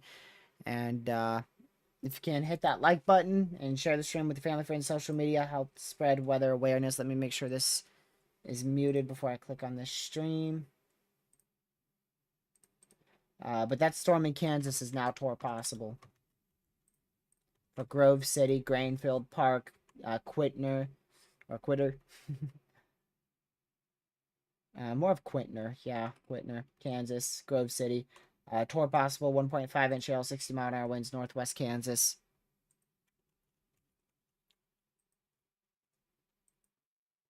Oh, did they upgrade that to considerable, or is that old? Yeah, they just upgraded this to considerable for Turkey, Texas, in the Panhandle, 1.75-inch hail, 60-mile-an-hour winds.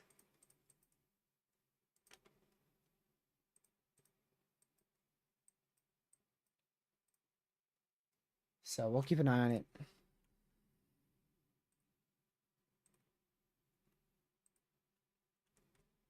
Alright, back up to our tornado warning. This is our only warning right now. Only tornado warning storm.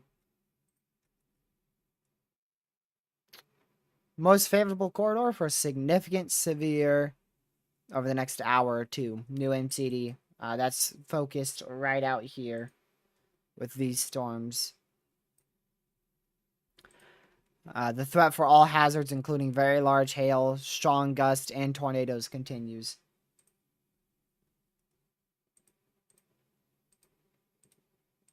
Let me read the discussion on that. Several supercells are currently ongoing across the eastern portion of the Texas Panhandle, including a pair of tornadic supercells or tornadic storms, which is supercells. One over the Roberts or Chiltry counties in northeast Texas Panhandle, and the other in the southern portion of the Panhandle in Bristol and Hale counties.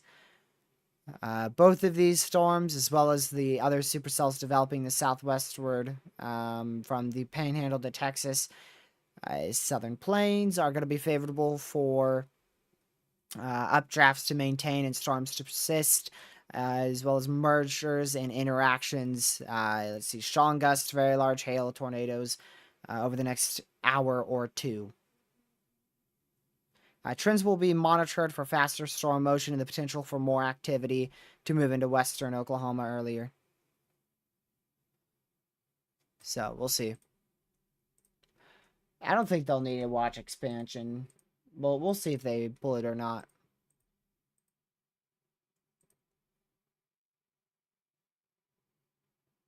Let's see.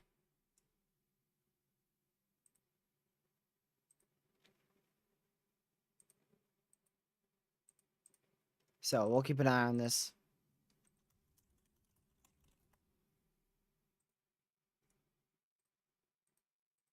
Make sure that is closed off.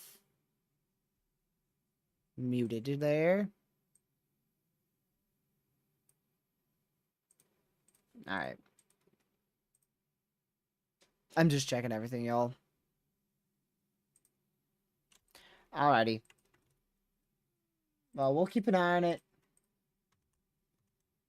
I want to wait until that ends. There's going to be more tornado warnings tonight, so I'll still monitor it. I'll just see, though. I really need to get working on that hurricane and forecast video.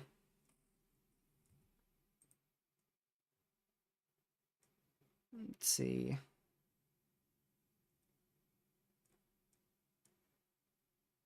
So, we'll just keep an eye on this, y'all. Just very messy, severe storms, nothing tornadic. Isolated damaging winds, mainly large hail with these. And then, of course, we have this storm still that could spin up a brief tornado, pose all hazards risk. And then this one is very close to producing a tornado. It's just not able to do it right now.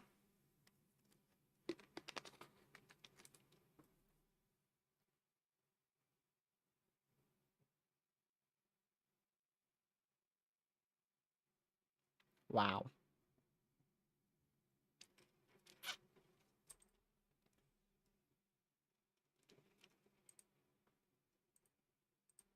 So we'll keep an eye on it. Connor is almost there. He's punching through the last bit of the rain, and then he's going to book it west to try to get a good view of the hook echo.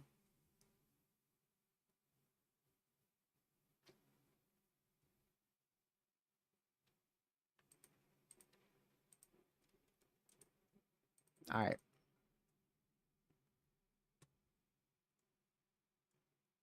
So we'll keep an eye on it, y'all. Let's see. What is this? Something. I'm going to turn this down or I'm going to lose my ears. So I'm also keeping a storm, an eye on the storm in Kansas too, towards Grove City. It doesn't look too impressive right now, though. If we had the Lubbock radar, that'd be great.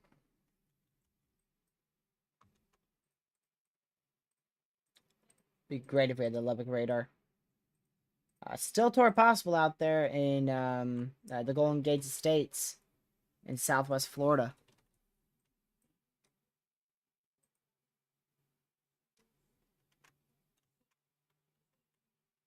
Alrighty. I mean, this is still rapidly rotating on chaser feeds here. It just doesn't seem like it's gonna do anything, to be honest. We'll see.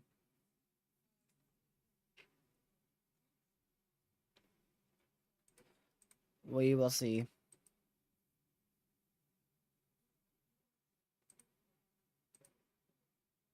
Connor's got a view of it, but it's he's far away from it. So here's the, let me see what this is.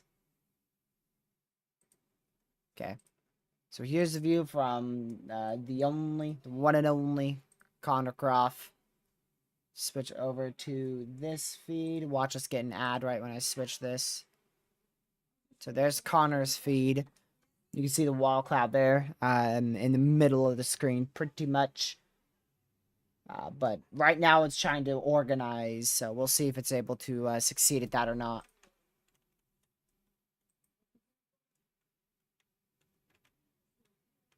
Yeah, to be honest, I might just keep us on his feed. We're probably going to get an ad right when I try to draw this, but there's where your wall cloud is right here. Your more specific wall cloud where your tornado could occur is right out here.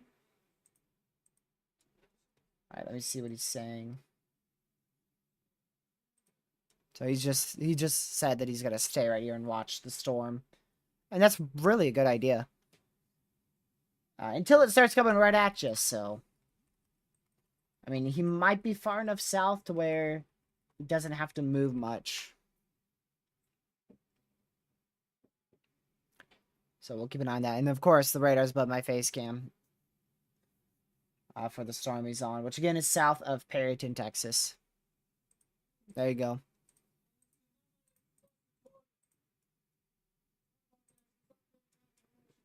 Let's see. Ooh, you know, that one's getting interesting.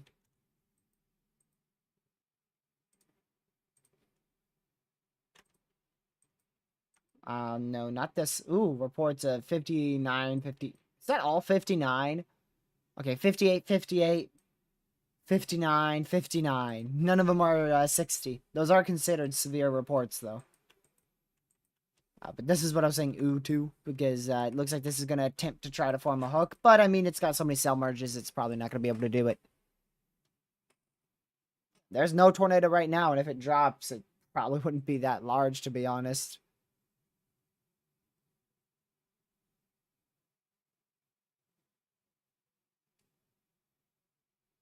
But, I mean, it doesn't seem that promising for dropping a tornado right now. It has high-end potential. It's just not doing it. It's just not doing it. It's as simple as that.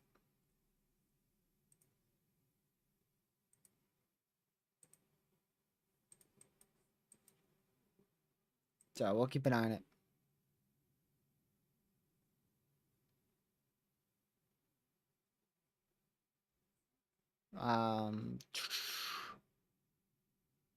Let me see what this says. Alright. So we'll keep an eye on it, y'all. Connor still has a pretty good view of it.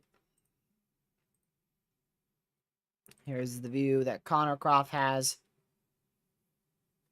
And like I said, no tornado on the ground right now at all. But very low cloud base, definitely a large wall cloud. But I don't see that concentrated wall cloud anymore. Aha, ready for that. Now I know we won't get an ad for a while. I'm going to just let that run. It's got to support Connor. There's a clear hook right here. That's her hook.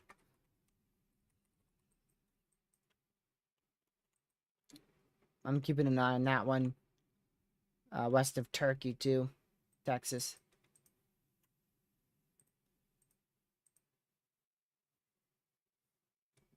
All right.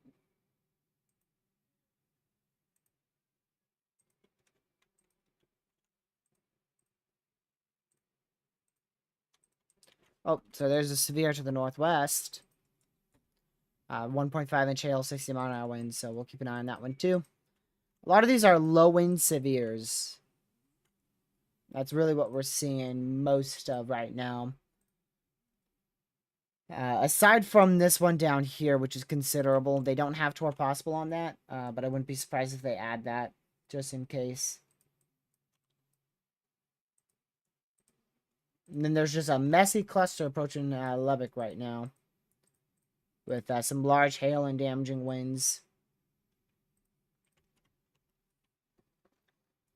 I'm very curious to see if that's going to do anything.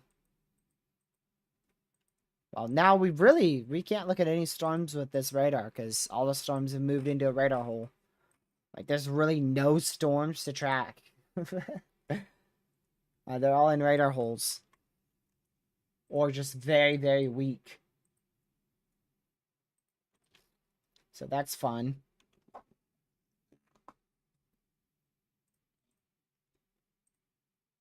That's fun, huh? Alright, let's see.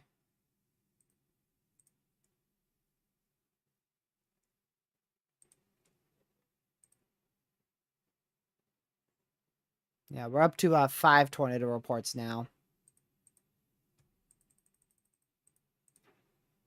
Tomorrow is also a slight risk for severe weather, so I'll be live tomorrow probably early evening. About 6 p.m. is what I'm looking at. Storms shouldn't fire, actually, so storms really shouldn't get going until pretty late.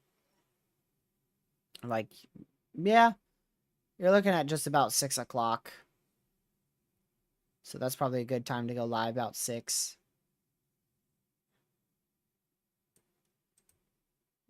Alrighty. So we're just left with this one warning. To be honest, I might conclude stream. I'll keep an eye on if we end up with a PDS warning or something more notable to cover. I'll come back on here, but we're probably going to conclude stream. I know Connor has a decent view of this storm and all, but I'm going to get to work on that video because I won't have much time to do it.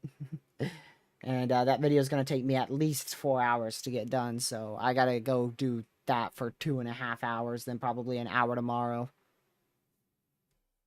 So we'll probably conclude our stream shortly. This tornado warning expires here in 8 minutes. They're probably going to let that continue. It's also warned for 2.75-inch hail as well. But it's just not been able to do it. If it was going to do it, it would have already done it. It did it twice, but it just hasn't done it in like the last near hour here.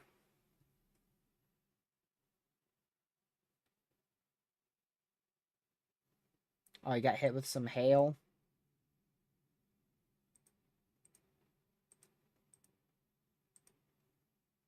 Yeah, he was.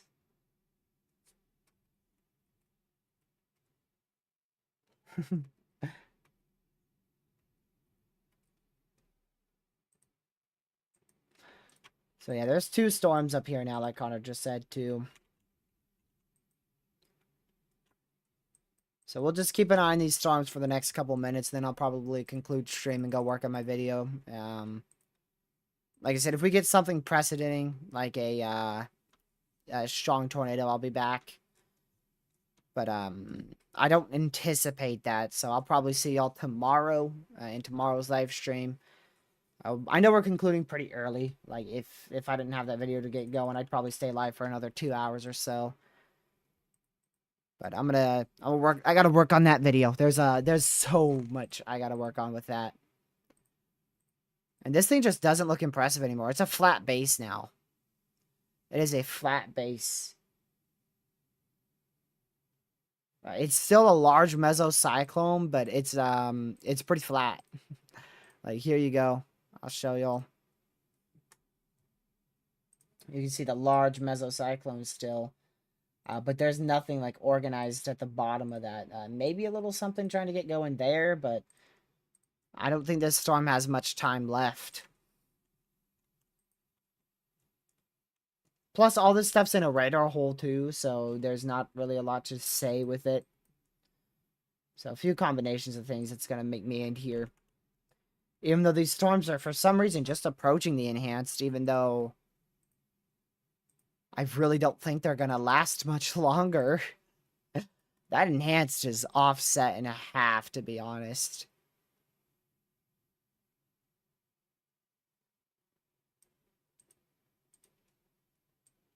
Kansas could explode here soon. I will probably be watching Kansas the most, to be honest. That's probably where I'm going to be watching the most. Because that could explode fast. So we should be tornado warning less than 5 minutes. Let's hope that's the case. We got another confirmed tornado via social media here. On the storm I was just talking about. The one up here. In this hot mess. So that has a tornado on the ground with it just about 5 minutes ago. I don't know if that's still on the ground or not.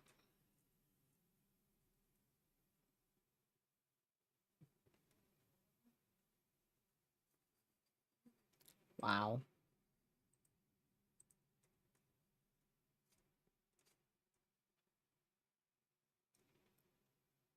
So we'll keep an eye on that here.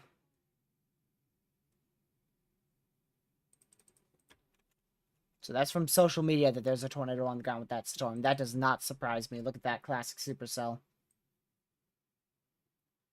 Another classic Eagle storm right there. Let me get up the Connor's feed here. Yeah, like I said, it's just really a flat base out there. Oh, look at that 3-inch hail report over Turkey. Not the biggest we've seen today. We saw 4. We saw 4. Even though this doesn't feel too crazy, this is going to be borderline outbreak here. This is going to be borderline tornado outbreak.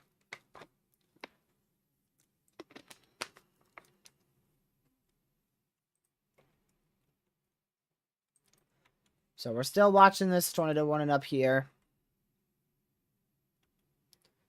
That's the only one we have, so it is in the radar hole. And let me just show you. There's our chaser's feed here, and like I said, just really nothing impressive out there with this tornado warning.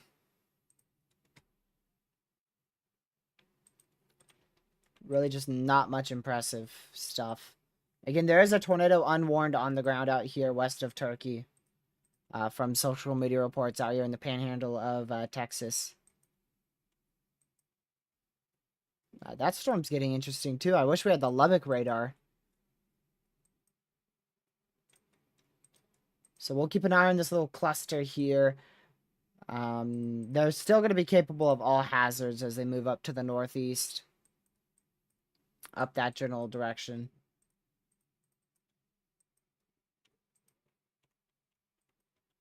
Yeah, Condor said this one's pretty much done. Doesn't look like anything.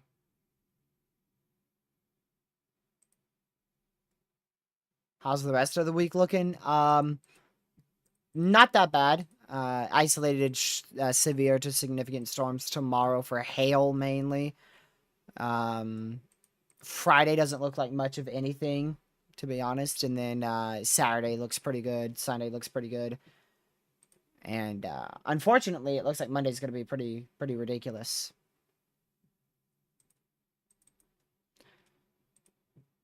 All right, no tornado warnings, but we did just get a destructive severe now. It's the first of the day. That is up to 3-inch hail.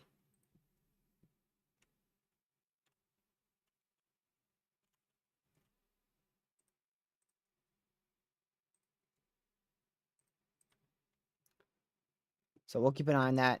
And honestly, I'm surprised that's still not tornado warned here. Let's see here. Connor, I think, is moving up north, going to other storms now. Tornado warning for southeastern Gove County in west central Kansas, Gove County in Yeah. Kansas. Yeah, I just talked about that. Yep. Yep. Well, these storms are very weak here, and we can barely see them from the radar, so we're going to move this up to our tornado warning. Which is, why the heck did it bring me to this radar? The Goodland radar, I'm pretty sure, is much closer. Much closer. I'm going to go to the Goodland radar. This one's going to be better. So there's our hook. See that right there? I do have a chaser on this. I know a chaser on this. Man, rain.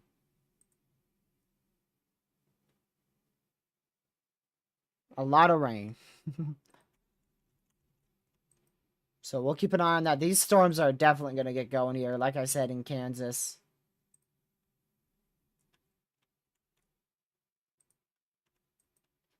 I think that's going to be the one I watched the most here.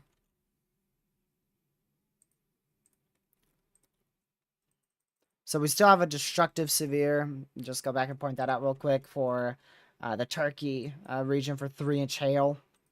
Because this storm has a report of 3-inch hail on it. Wow.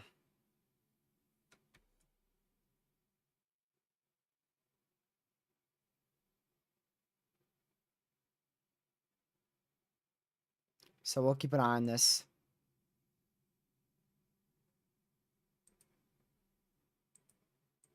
Let me check real quick.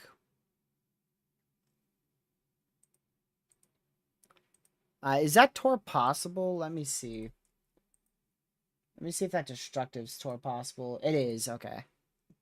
So, I mean, regardless, you need to be in your safe spot because that's now destructive, so. Yeah, that's, there was a tornado reported with that about 10 minutes ago now, quite a while ago. I don't know how long ago that was now, though.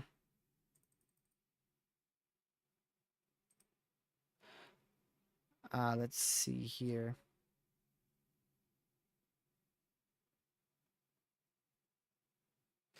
Also,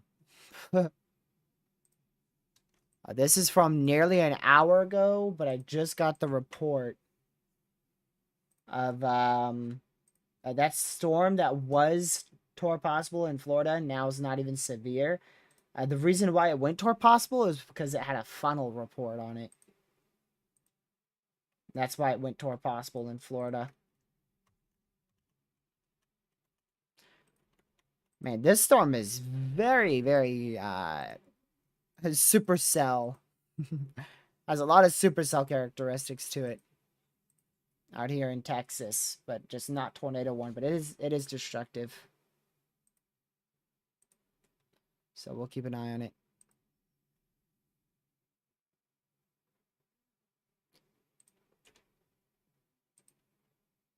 Alright, I'm gonna close this chaser. Keep Connor up here.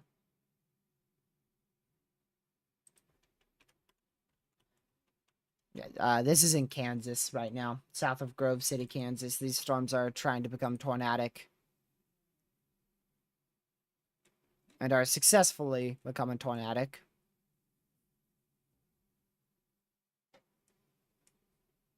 So we'll keep an eye on it. Those are probably going to produce a couple tornadoes, to be honest. They'll definitely have the chance for them.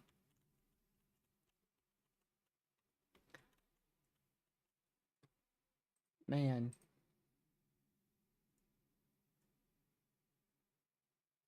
Also, the severe warning in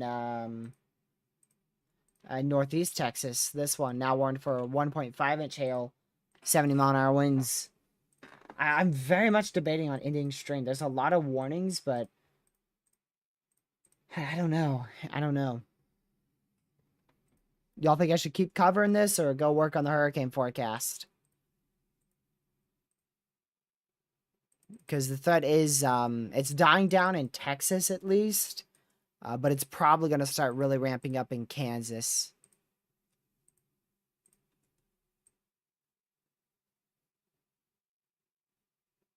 Yeah, Kansas could get quite a bit of severe weather. Now that I know that that line is, or the storms have formed, that's going to start ramping up probably pretty quick. Right up there.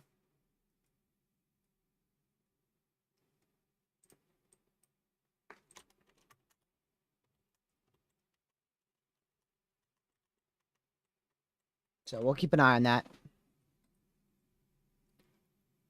We will keep an eye on it.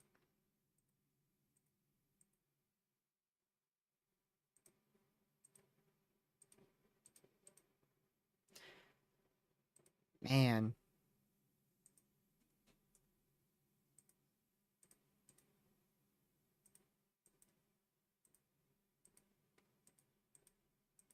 We'll see.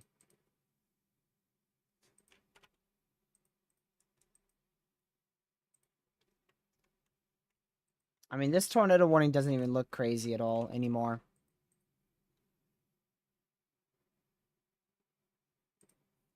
It doesn't even look crazy. I'm gonna conclude. I'm gonna conclude, y'all. That's gonna be it for this stream. I'm gonna go work on the hurricane forecast because I've gotten tired here. So sorry for leaving y'all in the middle of a vent here. It just make sure you're hyper weather aware up there in Kansas. Was anyone warned about this, and do you know if there's any damage? I haven't seen any reports of any damage from it. But yeah, there's definitely some big hail and some tornadoes that have occurred, for sure. So I do believe we covered the main tornado threat. If you're in Kansas, especially if you're in Kansas, up there towards the Oakley pointing east, so like the Hayes area. I'll just show y'all here real quick in the background, right up here. Just keep an eye on that storm for sure. If there's a confirmed tornado today, I'm not going to be back. It's going to have to be PDS within the next 2.5 hours. I'm calling it quits at 10 o'clock tonight because I need some sleep for sure. I've got a big day tomorrow for something, and then another big day Friday. That doesn't include severe weather, but I'm getting exhausted now from these severe streams. We've been doing them so frequently, so I'm not gonna play outro music on this. I'm just gonna blabber on since we've already gone pretty close to that. So thank y'all for tuning in. It was greatly appreciated. I'm gonna go work on this hurricane forecast. I might have to just scrap the highly edited one and just edit it a bit. So it's probably not going to end up being, that overly edited stuff like I did for the tornado forecast. I was hoping to do that, but I don't think we can. So we saw like 6 tornadoes already here. Just on this stream, that just tornado warned the one in Spearman. I'll still keep an eye out. Like I said, if it goes PDS in the next 2.5 hours, I'll be back. So here's that new warning. 4. Southeastern Hansford County in the Panhandle of Texas, West Central Ochiltree County in the Panhandle of Texas, Hansford, and Ochiltree County in Texas. Alright, so yeah, I'm really just going to watch that cluster in Kansas. That's where I think the best chance for tornadoes will be tonight. Probably still a chance for a brief spin-up tornado out there with the cluster towards Memphis, Texas. And definitely the one towards Spearman, Texas as well. But I'm going to go ahead and sign off, y'all. Like I said, sorry for leaving early. But I've just gotten exhausted. 4 hours of coverage. We covered, like I said, the main event, really. To the point where they're considering not even issuing a downstream watch. So we'll see if they end up issuing a downstream watch or not. But yeah, I mean, we covered 4-inch hail, 5-6 tornadoes, multiple severes for 70-mile-an-hour winds. That's pretty good. But there's still a lot of ongoing severe weather. You can still see all the severes that are in effect. All of these are low end. I don't believe any of them are tour possible at all here at all. So main area to watch is this cluster. Like I said, that's destructive near Lakeview, Texas. The cluster up here towards Perryton, Texas. out in front of these storms in Kansas towards the Ellis area as well. So thank you guys for tuning in. I'm going to go work on that hurricane forecast, and I will catch you guys in tomorrow's live stream. Have a great rest of